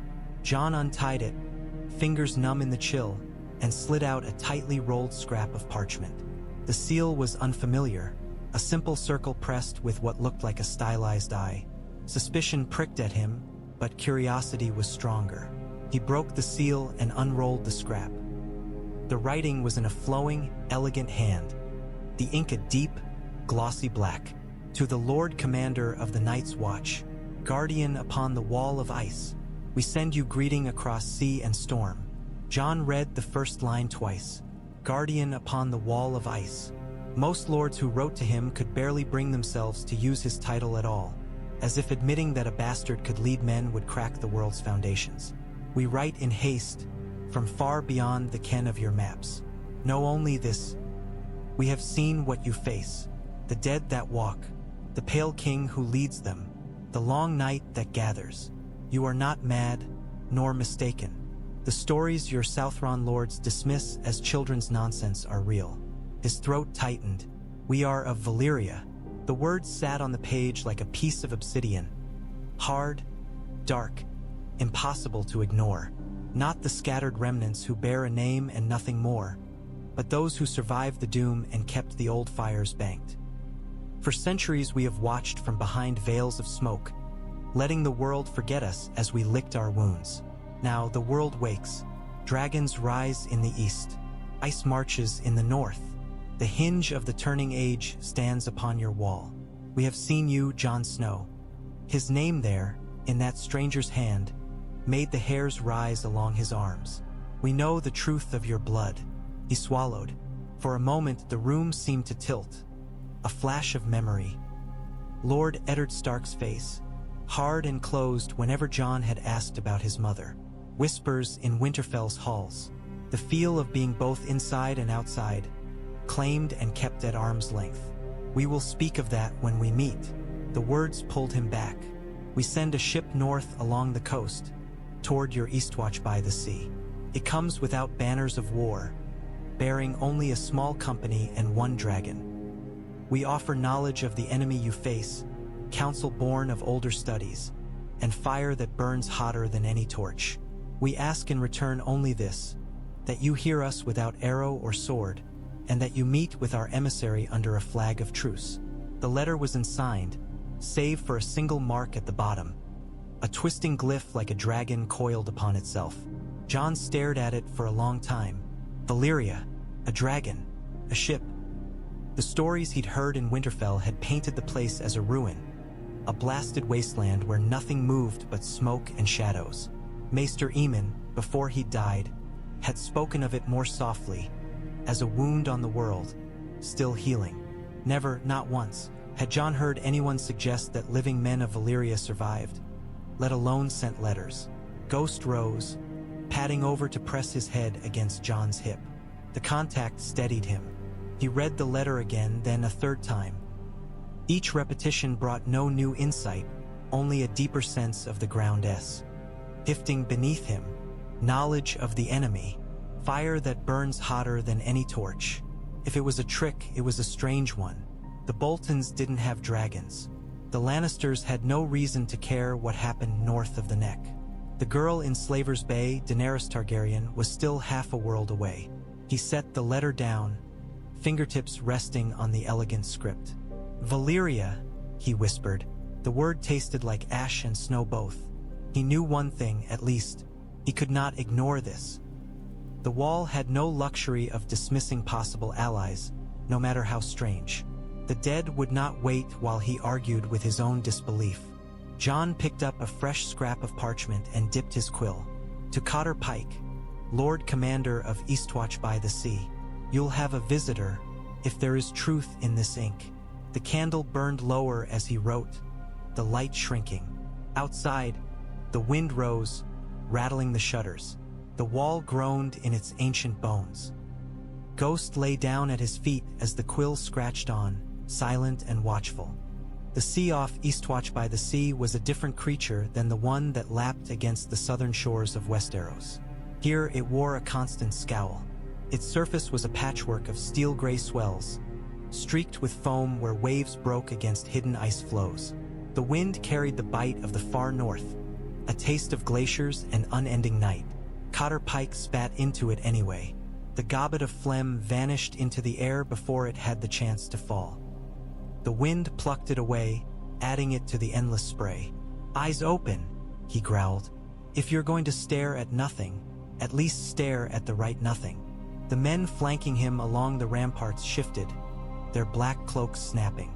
They were a rough lot even by the standards of the Watch. More sailors and cutthroats than highborn volunteers, their faces weathered by salt and cold. We've been staring at this empty, buggering horizon for hours, one muttered. If there's a ship, it's a shy one. Ships don't get shy, Pike said. They get lost or sunk or late. And this one, he tapped the crumpled letter tucked into his belt, is either the strangest jest the North has seen or the start of a problem I don't have a word for yet. He didn't like letters much. He liked letters from bastards made Lord Commander even less. But Jon Snow had earned his posting the hard way, with blood and sense both, and when a man like that wrote that a ship from Valyria was coming, Pike did not simply toss the note in the fire. Valyria, he'd spat after reading the word the first time, spat again after the second. By the third, the taste in his mouth hadn't gotten any better. Look, one of the younger brothers breathed. At first, Pike saw only what he always saw, the low line of the horizon, where sea met sky in an indistinct smear. Then, as the light from the not-quite-risen sun shifted, he caught a darker line upon it. A smudge, small but solid. His gut clenched. Glass, he snapped. A brass spyglass appeared in his hand a moment later, the metal cold enough to bite his skin. He snapped it open and pressed it to his eye, squinting against the glare. The ship resolved itself in stages. Hull first, a dark shape cutting through the waves with disquieting smoothness. Then the mast, tall and straight, bearing a full square sail striped in deep crimson and black. As the swells lifted and fell, the prow broke the line of the horizon. Pike sucked his teeth. The carved dragon's head was unmistakable even at this distance. Its jaw open in a silent snarl, teeth wet with spray. "Well, bugger me blind," he murmured. "That it?" the young brother beside him asked. "The Valyrian ship?" Pike lowered the glass. His face might have been carved from old rope. "Looks like a bastard-born's bad dream," he said. "Dragon-headed prow, decks thick with armored men. Not the sort of thing you mistake for a fishing boat." He did not mention that he could see no banners. No colors flew from the masthead. No sigils to declare allegiance. That unsettled him almost more than the dragon carving. "Get Ser Dennis," he said, "and have the men man the scorpions, but keep the ropes loose. I want bolts loaded and ready, but I don't want any of you twitchy shits loosing one by accident because you sneezed." The order rippled away from him along the ramparts. Men thudded down stairways, boots ringing on stone. Others hurried to the great scorpion engines set along the walls, checking winches and cables, lifting the heavy iron bolts into place. Pike raised the glass again. The ship was closer now. He could see the movement on its deck. Rows of oars dipping in and out of the water in perfect unison, like the legs of a centipede. Armor gleamed in the weak light, scaled and dark. A handful of figures stood separate from the rest, their bearing too straight, their clothing too rich to be common sailors. "Those aren't Undulls," he muttered. "Not Northmen either." A shadow passed over the glass. For an instant the world went blue. Pike jerked back, swearing. The spyglass clattered against the stone of the parapet. Reflex made him look up. The thing in the sky was a blur at first, too close, too sudden. Then it banked, turning one vast wing toward the wall, and his mind supplied the only word it could: dragon. It was not as large as the stories had painted the Targaryen beasts. No creature as big as the ones in the old tales could will so swiftly, but it was big enough. Its wings stretched longer than 3 fishing boats end to end. Its body was sinuous and muscled, its neck long, its head narrow and cruel. Blue scales glinted along its flanks, catching the early light. The membrane of its wings was darker, almost black. Men cried out along the ramparts, voices torn between awe and terror. Some dropped to their knees. Others grabbed for their weapons. "Hold!" Pike bellowed. "Hold, you buggering fools! You loose one bolt without my say-so, and I'll feed you to that thing myself." The dragon screamed. The sound knifed through the cold air, a shrill, layered roar that made Pike's teeth ache. Steam billowed from its nostrils as it climbed, then settled into a circling glide above the approaching ship, shadow flickering over the waves. Pike swallowed hard. "Send a raven to the wall," he said, not taking his eyes off the beast.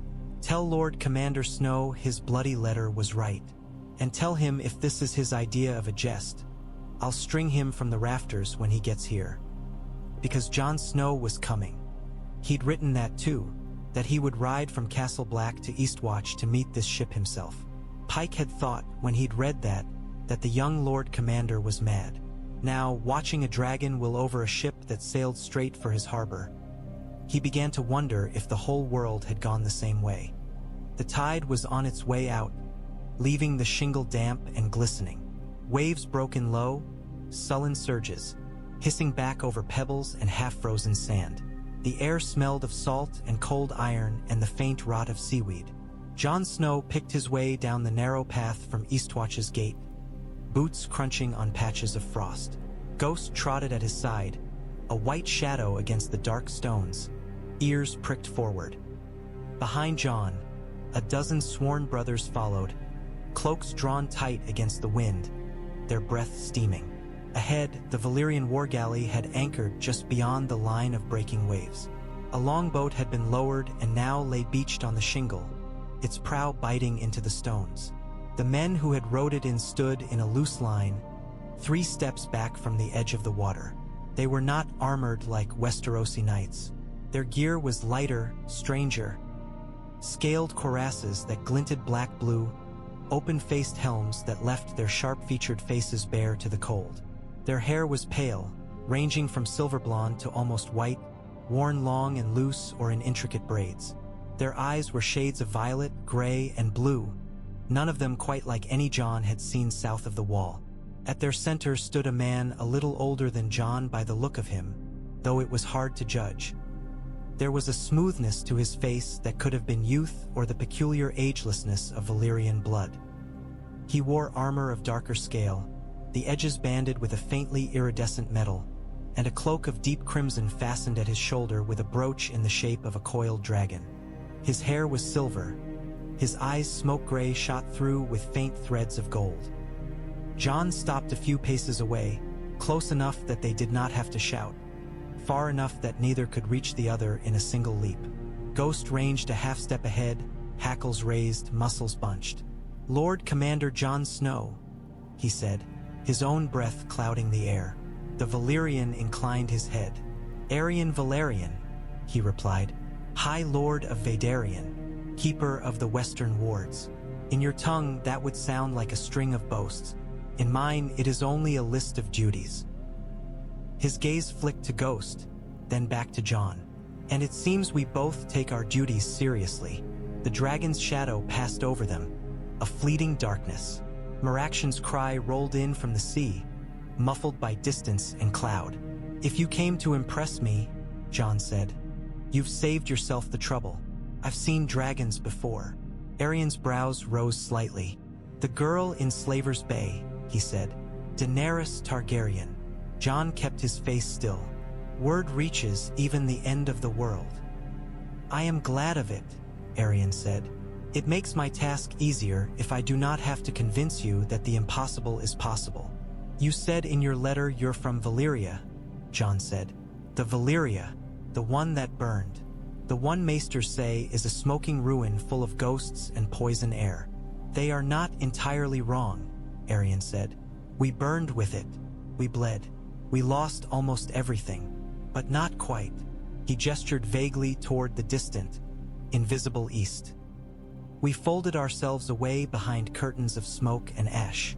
We hid and waited for the world's fires to dim. They never did." Jon studied him. The man's manner was calm, assured, but there was a tightness at the corners of his mouth, a weariness in the set of his shoulders. Whatever else he was, he did not seem like a madman. "You say you've seen what I face," Jon said. "The dead beyond the wall, the Night King." Arion's eyes darkened. "We have watched them stir," he said. "At first, only faint flickers in our glass. Then more, a cold tide seeping through old cracks. We studied tales of the long night when your ancestors still painted their faces with tree sap. We know the shape of that story." He met Jon's gaze. "We know how close the world came to ending the last time.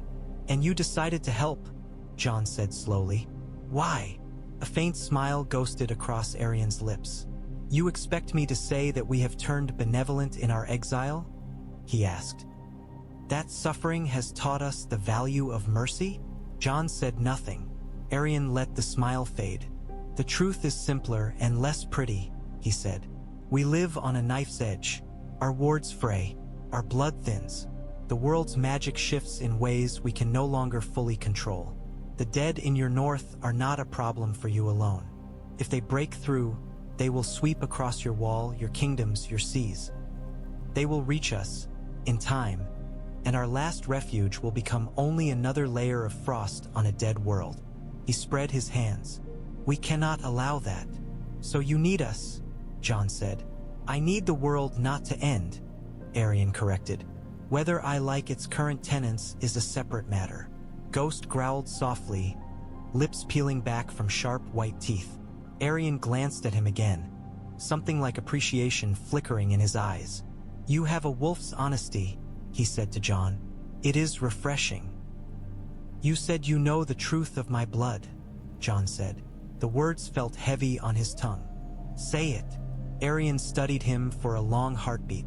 "You are the son of Rhaegar Targaryen and Lyanna Stark," he said quietly. "Born in secrecy, hidden beneath the name of Snow, raised by Eddard Stark as his bastard to protect you from a usurper's fear." His gaze did not waver. "You are the song your two bloodlines wrote together. Fire and ice in one flesh." The wind stirred, tugging at Jon's cloak. His heart had begun to pound hard enough that he could feel it in his throat. "I've heard stories," he said, his voice rough. "Whispers, nothing more. Whispers are truths no one yet dares to speak aloud," Aerion said. "Valyria has longer memories than your maesters. Our records of Rhaegar's movements before the trident did not all burn. And we have other ways of seeing." He did not gesture toward the dragon overhead or the war galley behind him. He did not need to. Jon drew a breath, held. "Let it out. You wrote that you offer knowledge," he said. "And fire." Aerion inclined his head. "Our studies of the long night stories go deeper than yours," he said. "We know of obsidian's properties, of certain bindings that can weaken the dead, of ways to shape flame that strike at the marrow of cold things." His eyes flicked toward the wall towering behind Jon. "We know, too, that your great ice barrier is not invincible. Its wards were never meant to stand alone. And in return?" Jon asked. "You didn't come all this way out of the goodness of your heart." A shadow of something colder passed through Aerion's expression. "In return," he said, "I ask that you come with me, to Vaedarion, to study, to learn what you are, what you can be. You stand where the world's threads knot. You can be a bridge between our powers, a point where they meet instead of tearing each other apart." He held Jon's gaze. "If you refuse, we will still fight the dead. We have no choice. But we will do so with a tool we cannot guide. And tools that cannot be guided often break." Jon felt the eyes of his brothers on his back. He could hear their breathing, the faint rasp of wool against wool as someone shifted in discomfort. "You want me to abandon the wall," he said. "To go with strangers who hide behind smoke and blood magic, to a place every story says is death." Aerion's mouth quirked. "When you put it that way, it sounds unreasonable." "I swore a vow," Jon said, "to guard the realms of men, to stand my watch until my death. My place is here." "Your place," Aerion said, his voice softening, "is where you can do the most good, where your presence turns the tide. You cannot hold this wall alone forever, Jon Snow. Every letter you showed me proves that. Your southern lords squabble over chairs while the dark sharpens its teeth beyond your gates." "That doesn't change my oath," Jon said. Aerion was silent for a moment. Meraxion's shadow wheeled lazily overhead, a darker blot moving across the gray sky. "The hinge resists being turned," he murmured. "I expected as much." He looked past Jon, up to the vast white face of the wall. "Then let us begin with smaller steps," he said. "Allow me to send a handful of my mages to study your wards. Let us share what we know of obsidian and of bindings. Let my dragon burn a swath of the dead beyond your gate, so your men can see what our fire does to their flesh. Let us fight together for a time. Perhaps when you see what you are capable of, you will reconsider." Jon hesitated. Every instinct screamed caution. This man, this city he spoke of, were coils of power and ambition. There was a cold calculation in Aerion's gaze that reminded him uncomfortably of Tywin Lannister as Maester Luwin had described him. But there was also truth in his words. The watch was thin. The dead were not. Allies did not fall from the sky every day, save, apparently, in the form of dragons. "Show me what your fire can do," Jon said at last. "We'll go from there." Aerion inclined his head. "Agreed," he said. "Let us burn something the dead will miss." The great hall of Castle Black was never truly warm, but on nights like this, with braziers stoked full and torches blazing along the walls, it felt almost bearable. The air smelled of wood smoke, stewing onions, wet wool, and unwashed men. Benches scraped on the flagstones as brothers claimed seats at the long tables, bowls in hand. Stew slopped, bread was torn, weak ale poured. Voices rose and fell in an uneven murmur. At one table near the hall's far end, the murmur ran deeper, carrying a different edge. Ser Harlan Slint, no relation to Janos, though he would have sworn to one if it had gained him advantage, leaned his thick forearms on the table, his bowl pushed aside. His face was broad and sallow, cheeks rough with graying stubble. The scar along his jaw tugged when he spoke, giving his words a permanent sneer. "I'm telling you," he said, keeping his voice low but insistent. "I saw the beast with my own eyes, bigger than any bloody eagle, scale like armor, fire dripping from its jaws. One pass over that field beyond Eastwatch and those dead things went up like dry kindling. There's not a man among us could have carved through half that number in a day, let alone in the time it took that creature to draw breath." Across from him, Eben Stone, who had come to the watch to avoid the noose after stabbing a man in a tavern in White Harbor, shifted uneasily. "I saw the fire," he muttered, "from the wall. Looked wrong. Too bright. Wrong color." "Wrong is not always bad when it's pointed at your enemies," Harlan said. He jabbed a finger toward the hall's center, where the Lord Commander's high seat sat empty for the moment. "You think that bastard can hold the wall with good intentions and a few wildlings at his back? You think ravens and pleas will keep the dead from knocking down our gate?" A few men glanced nervously toward the main doors, as if expecting a tide of ice-eyed corpses to pour in. "He brought the free folk through," muttered Kedge, a wiry man with a thief's hands. "Broke oaths to do it.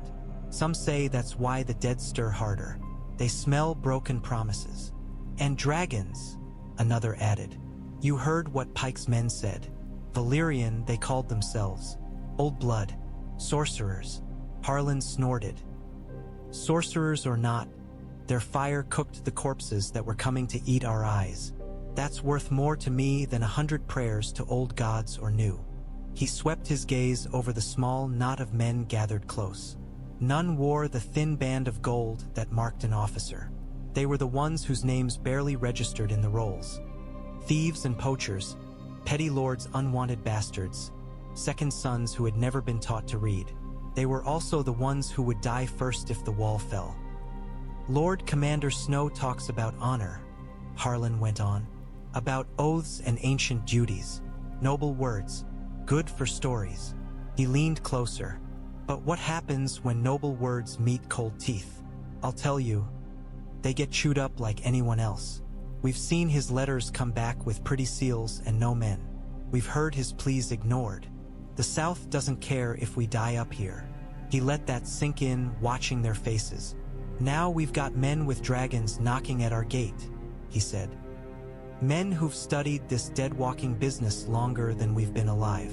Men who can burn 100 whites in the time it takes us to draw swords.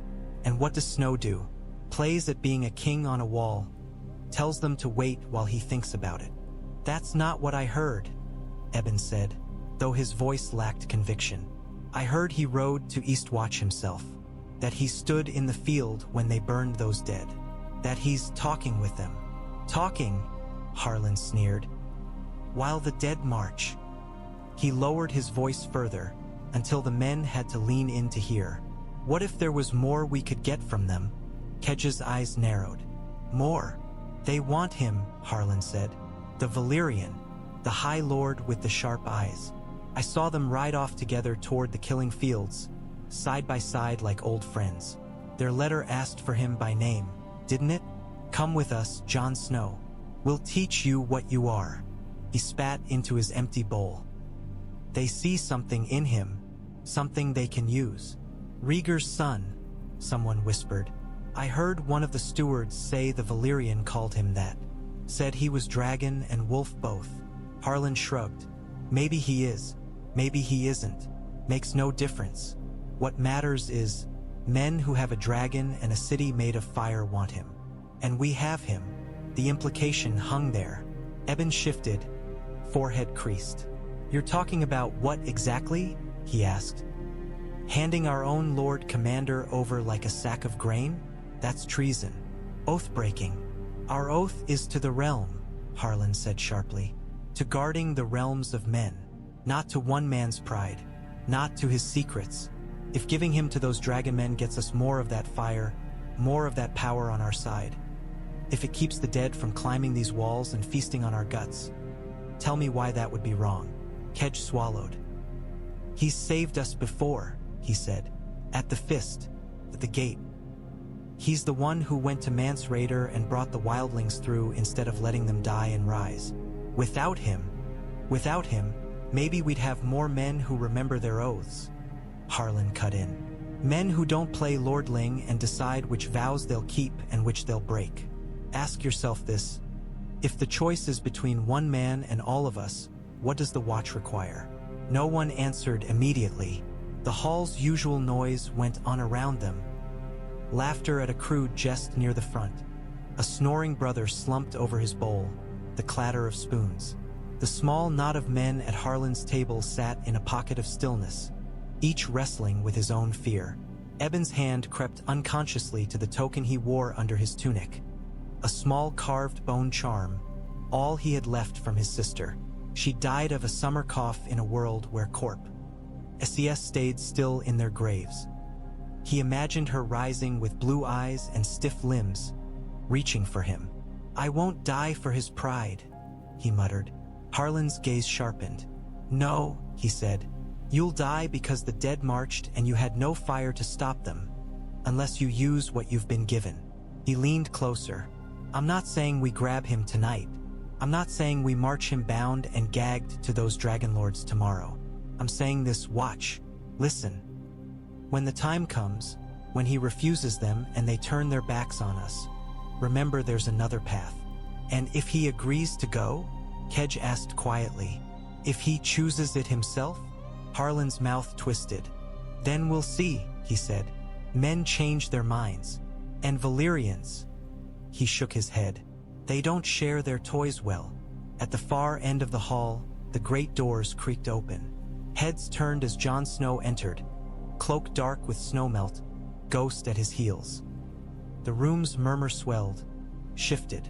Harlan watched him walk toward the high seat, eyes narrow. The world's turning, he said under his breath. Best choose the side you're on before it throws you. The chamber of candles felt even smaller when the visions ran strong. The glass columns burned brighter tonight than they had in years, their emerald flames stretching taller, twisting in slow, sinuous motions.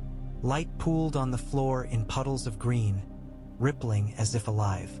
The air hummed with a faint, constant vibration that set teeth on edge. Vaedarion stood at the center of the circle, hands folded behind his back. The candlelight carved his gaunt face into planes of shadow and bone. His eyes, always too bright, looked almost inhuman now, twin points of cold fire. Before him, the stone table had become a reflecting pool, though no water had been poured upon it. Images shimmered across its surface, flickering and shifting. The curve of a frozen coast, the black bulk of a wall of ice, the glint of armor on a bleak gray beach. Alaena stood opposite him, the dragonglass rod cradled in both hands, its runes all alight. Sweat beaded on her brow, running in thin lines down her temples. Her lips moved soundlessly, smoothing the edges of the vision, keeping it from tearing apart under the strain of distance and power. On the table, Jon Snow and Aerion faced one another across wet shingle. Stubborn, Vaedar said softly, as the echo of Aerion's offer faded in the glass. Of course he is. Ice does not bend easily. Aleena's jaw tightened. You knew he would refuse, she said. It was not a question. Knew? Vaedar's lips cracked in something that might have been a smile. I knew only that he could. Choice is the only luxury the hinge has that we do not. He tapped one long finger against the stone, disrupting the image for a heartbeat. But even refusal shapes the path. He did not flee. He did not order Aerion's head on a spike. He listens. That is enough for now. The vision steadied. They watched as Jon agreed to see the fire, as Aerion inclined his head. Do you trust him? Alaena asked. Which him? Vaedar murmured. She let out a short, exasperated breath. Aerion. Vaedar tilted his head, considering. He is not a fool, he said.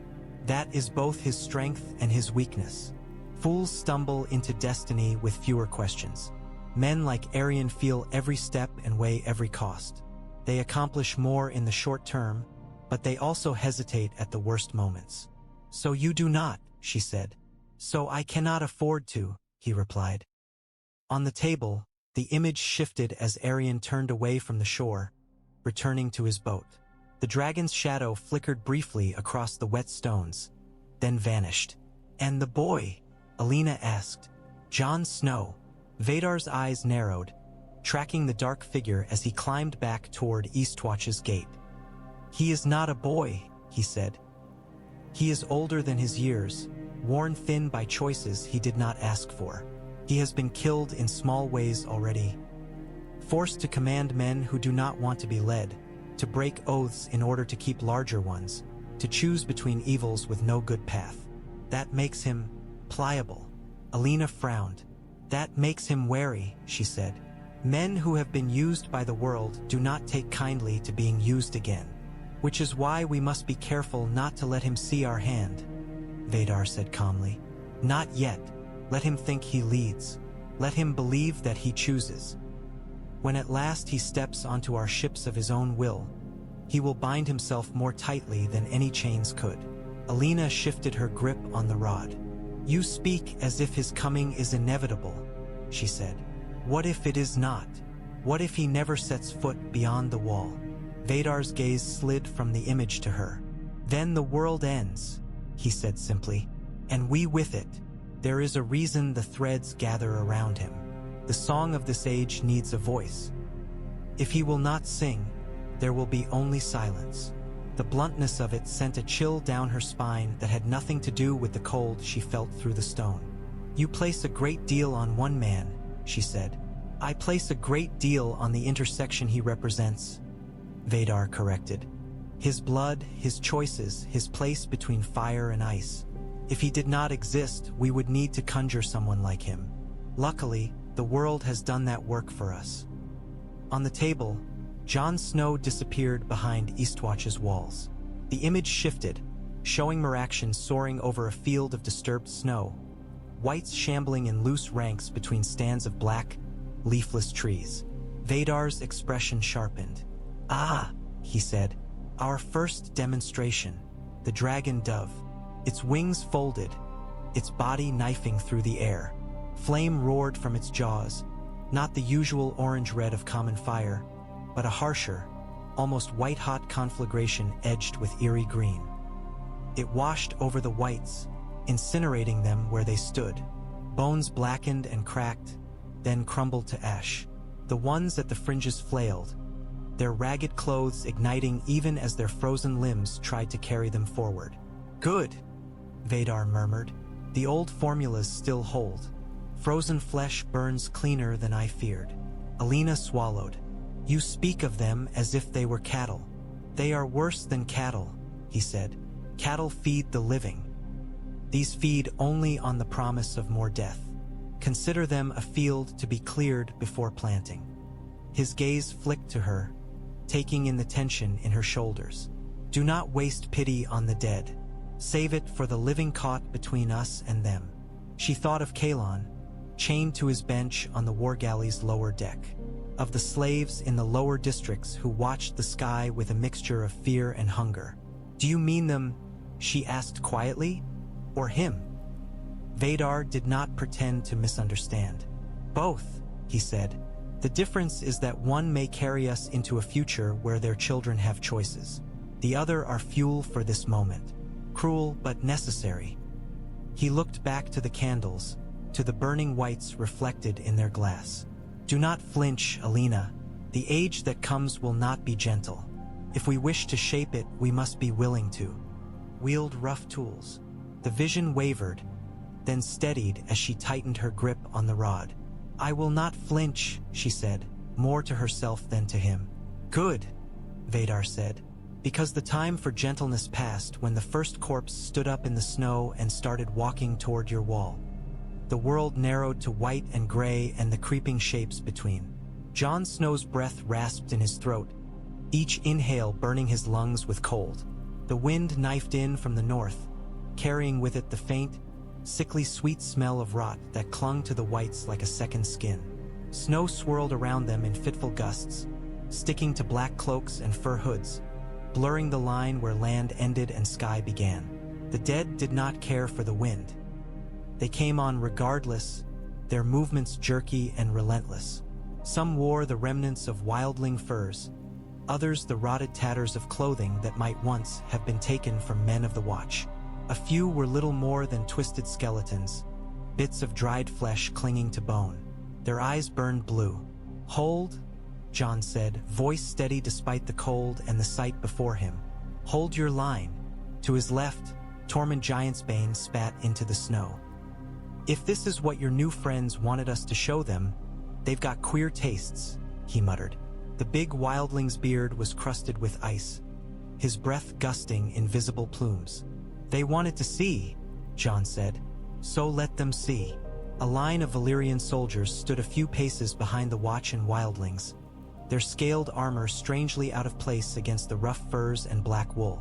Their helms were off, their pale faces tense, eyes narrowed against the glare. None of them spoke. They watched. Above, Merakshan shrieked. The dragon's cry was a wild, exultant sound that cut through the wind. Men flinched instinctively, some ducking, others looking up despite themselves. "Eyes forward," Jon snapped. "The dead don't care if you gape." Still, he could not keep his own gaze from lifting for a heartbeat. Merakshan was a dark shape against the low clouds, wings beating in slow, powerful strokes. As Jon watched, the dragon folded those wings halfway, angling into a dive. The whites kept coming. They were close enough now that he could see the individual details. The way one's lower jaw hung by a strip of sinew, the patch of blonde hair still clinging to another's skull. Their boots crunched in the snow. Their breaths did not steam. "Now," Jon said quietly. Aerion stood a little apart from the lines, his cloak snapping in the wind. He raised one hand, fingers splayed, and shouted something in a language that rolled like fire over stone. Merakshan answered. The dragon dropped lower, wings tucked tight to his sides as he knifed through the air. His chest swelled.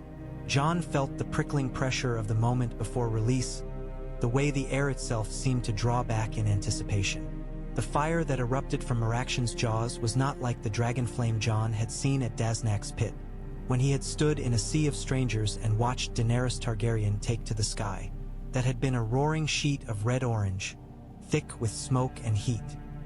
This was a lance, a spear of bright, almost white flame edged with eerie green light stabbed down from the dragon's mouth, striking the snow just ahead of the whites. For an instant it seemed to hesitate, as if testing the ground. Then it spread. Fire raced outward in a low, rolling wave, hugging the surface of the snow. It washed over the front ranks of the dead, engulfing them. Bones blackened instantly, the remnants of flesh bubbling and sloughing away. The blue in their eyes flickered, then went out. The whites behind stumbled, blindly pushing into the blaze. Their clothes caught, their hair ignited, their hands reached out, claws charred to stumps in the time it took a man to draw breath. The heat hit Jon a heartbeat later, rolling over him like the opening of a furnace door. Snow at his feet hissed and melted in patches. The front of his cloak smoked. He held his ground. The men beside him did not entirely. A few shuffled back, throwing arms up to shield their faces. One dropped his spear with a curse, fingers burned by the heat that had leapt along the shaft. Tormund let out a roar that was half laugh, half something else. "Now that," he bellowed over the wind, "is a campfire worth sharing." The wave of flame died as quickly as it had flared, leaving only a field of char and ash in its wake. Where the whites had stood, there was now only a blackened swath cut through the snow, bones reduced to brittle slivers, skulls cracked like eggshells. The dead beyond that gap hesitated. They did not retreat. The concept was beyond them, but they stalled, shifting, milling at the edges of the burned zone. Some tried to climb over the charred remains, only to sink into the ash, limbs tangling. Others began to skirt along the flanks, searching for a way around. Jon noted that fire did not frighten them, did not drive them back. It merely removed what it touched. Efficiently, he looked to the Valyrians. Aerion's face was expressionless, but the men behind him wore looks that Jon recognized. Battle-hardened men seeing something new and terrible for the first time. "You see," Aerion said quietly, stepping closer. His breath steamed in the cold air. "The bindings we taught Meraction shape his fire to cling to the cold that animates them. Eats at the principle that holds them together." "Principle?" Tormund repeated, rolling the unfamiliar word in his mouth as if it were a bone. "Looks more like roasting to me." "If you prefer," Aerion said, not unkindly. Jon walked forward a few steps, his boots crunching on snow that had gone slushy where the heat had licked it. The air above the burned swath shimmered faintly. He knelt at the edge and reached out with a gloved hand, scooping up a handful of ash. It crumbled between his fingers, fine and black. No spark of blue lingered there. Whatever had animated the whites was gone. "Fire kills them," he said. "We knew that. We've burned our dead for months now." "Ordinary fire is messy," Aerion said. "Unreliable in the cold. Sometimes it burns flesh but leaves the deeper animating layer intact. He found ways to make Dragonflame speak directly to that deeper layer." He looked out at the milling dead beyond the charred gap. "Your obsidian blades and arrowheads will still be necessary for those we cannot reach from the air. But with enough dragons, shaped correctly, we can thin their numbers on a scale you cannot imagine." Tormund crossed his arms over his broad chest. "How many dragons you got tucked away in that smoking arse of a land you come from?" he asked. "One makes a nice show. 10 would make me sleep easier." Aerion's mouth tensed. "Not as many as once," he said, "but more than your girl in Meereen." He looked to Jon again. "This is what I offer you. Fire from the sky shaped for your enemy, knowledge of bindings and wards, and a place for you in that work where your blood's particularities will matter. And in return," Jon said, straightening, "you take me away from here. I take you where you can be more than a man shouting at a wall while the dead climb it," Aerion said softly. "You are no use to your realm as a martyr frozen to your own stones." The whites began to move again, skirting the edge of the burned zone, spreading out like a dark stain on white cloth. The reprieve was over. The battle, small as it was, would have to be finished with more mundane means. "Back to the wall," Jon shouted. "Archers on the walkways, obsidian tips only. We fall back in good order or not at all." As men began to move, he looked at Aerion one last time. "I will not abandon my post," he said. "Not yet. Not until I'm certain leaving won't doom what I swore to protect." Aerion inclined his head. "Then we will give you more to be certain of," he said. "And we will see whether your fold is strong enough to hold you when the world tugs." Jon turned away, ghost at his side, sword at his hip. The dragon roared overhead once more, wheeling for another pass. The dead came on. The hinge creaked, quietly, in the noise of battle. The wall at night was a place of ghosts even before the dead began to walk. Jon Snow stood with his gloved hands resting on the frozen stone, the cold seeping through the leather. The stars were dim tonight, veiled by thin, high clouds. Their faint light painted the world in shades of gray and silver. Ghost pressed against his leg, silent, warm. The direwolf's breath steamed in small, steady puffs. His eyes glowed faintly red in the gloom, watchful. Far below, the camp near Eastwatch flickered like a cluster of fireflies. Torches and campfires dotted the dark expanse between the fortress and the sea, their light too small to dispel the sense of emptiness. The Valyrians had pitched their tents slightly apart from the Watch's own, their lines neat and symmetrical even on uneven ground. Beyond them, on a stretch of flattened rock nearer the shore, Meraction lay curled, wings folded tight, head tucked under one foreleg. In the starlight, the dragon looked like a hill of dark stone. Only the occasional puff of steam from his nostrils betrayed the life within. Jon's breath plumed and faded as he stared out over the snow-choked wilderness. The battle earlier had been small by the standards of the war he knew was coming, a skirmish at best. A test. The dead did not learn, he thought, but the living do, or should. He turned Aerion's words over in his mind. About bindings, about wards, about using his blood as some kind of bridge. About leaving. The letter still lay in his chamber, folded and refolded until the parchment had gone soft at the creases. He had tucked it into the same place he kept Maester Aemon's last note, and Robb's long-ago letter from the south, and the scrap of cloth Arya had tied around his wrist the day he'd left Winterfell. Rhaegar's son, he murmured, the words strange in the night air. Ghost's ears twitched. The dire wolf nudged his hand with a cold nose. Jon scratched behind one ear, fingers finding the familiar scars. Doesn't matter what they call me, he said quietly. Doesn't change what I've sworn. Below, a faint horn sounded from Eastwatch. A low, rising note that meant all was quiet. On another night, it would have comforted him. Tonight, it felt more like the sigh of a man who did not yet know his house's foundations had cracked. The snow creaked behind him. He turned, hand dropping to Longclaw's hilt, but it was only Ed Tollett, wrapped in his cloak like a man trying to hide from his own life. Thought I'd find you up here, Ed said, brooding, staring at the end of the world and making it feel guilty. Jon huffed something that might have been a laugh. Shouldn't you be sleeping? I tried, Ed said, but every time I closed my eyes I saw that dragon roasting our enemies like overdone goose. Hard thing to sleep through even after it's over. He joined Jon at the parapet, peering down at the campfires. Never thought I'd see the day, he murmured. Dragons at the wall. Men from stories walking around and not even bothering to wipe their boots on reality. They bleed, Jon said, just like we do. Comforting, Ed said dryly. Nice to know that when the dead eat us, there'll be a bit of equality in the seasoning. They stood in silence for a few heartbeats, listening to the distant creaks and groans of the ice. You trust them? Ed asked at last. No, Jon said. Good, Ed replied. Would have worried if you did. You thinking of giving them what they want?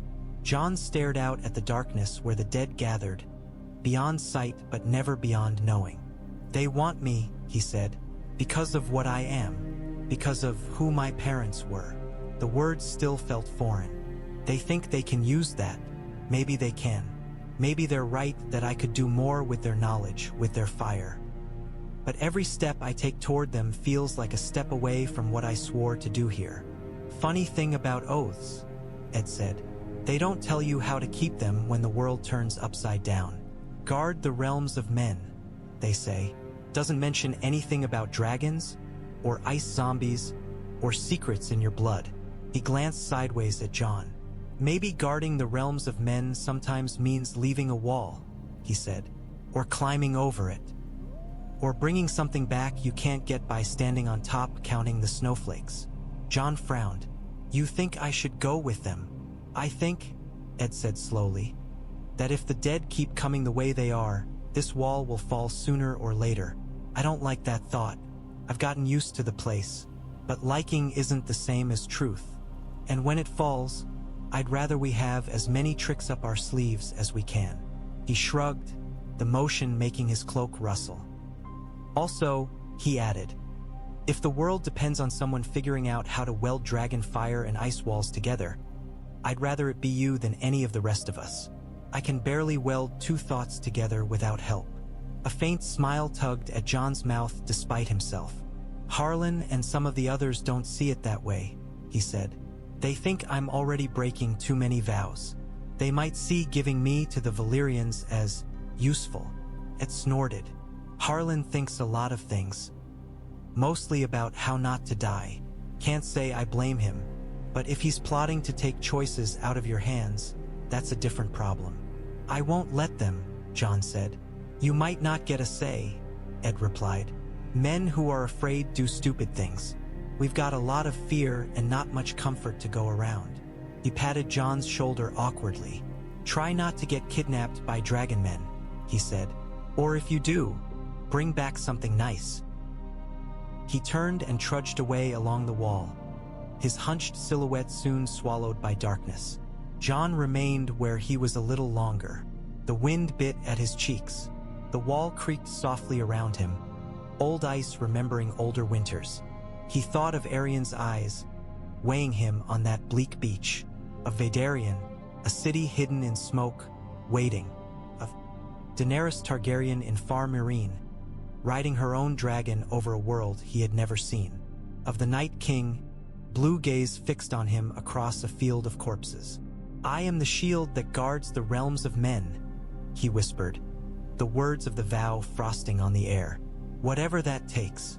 Ghost pressed closer, warm and solid at his side. Far below, in the Valyrian camp, Aerion sat in his own tent, quill scratching across parchment as he wrote a report that would be carried back across sea and smoke. He paused once, pen hovering. "The hinge is stubborn," he wrote in the end, "but it moves." He sealed the letter with wax bearing the coiled dragon of his house and set it aside. Outside, the dragon slept, the wall loomed, and the dead gathered in the dark beyond, sensing fire and ice both stirring in ways they had not for an age.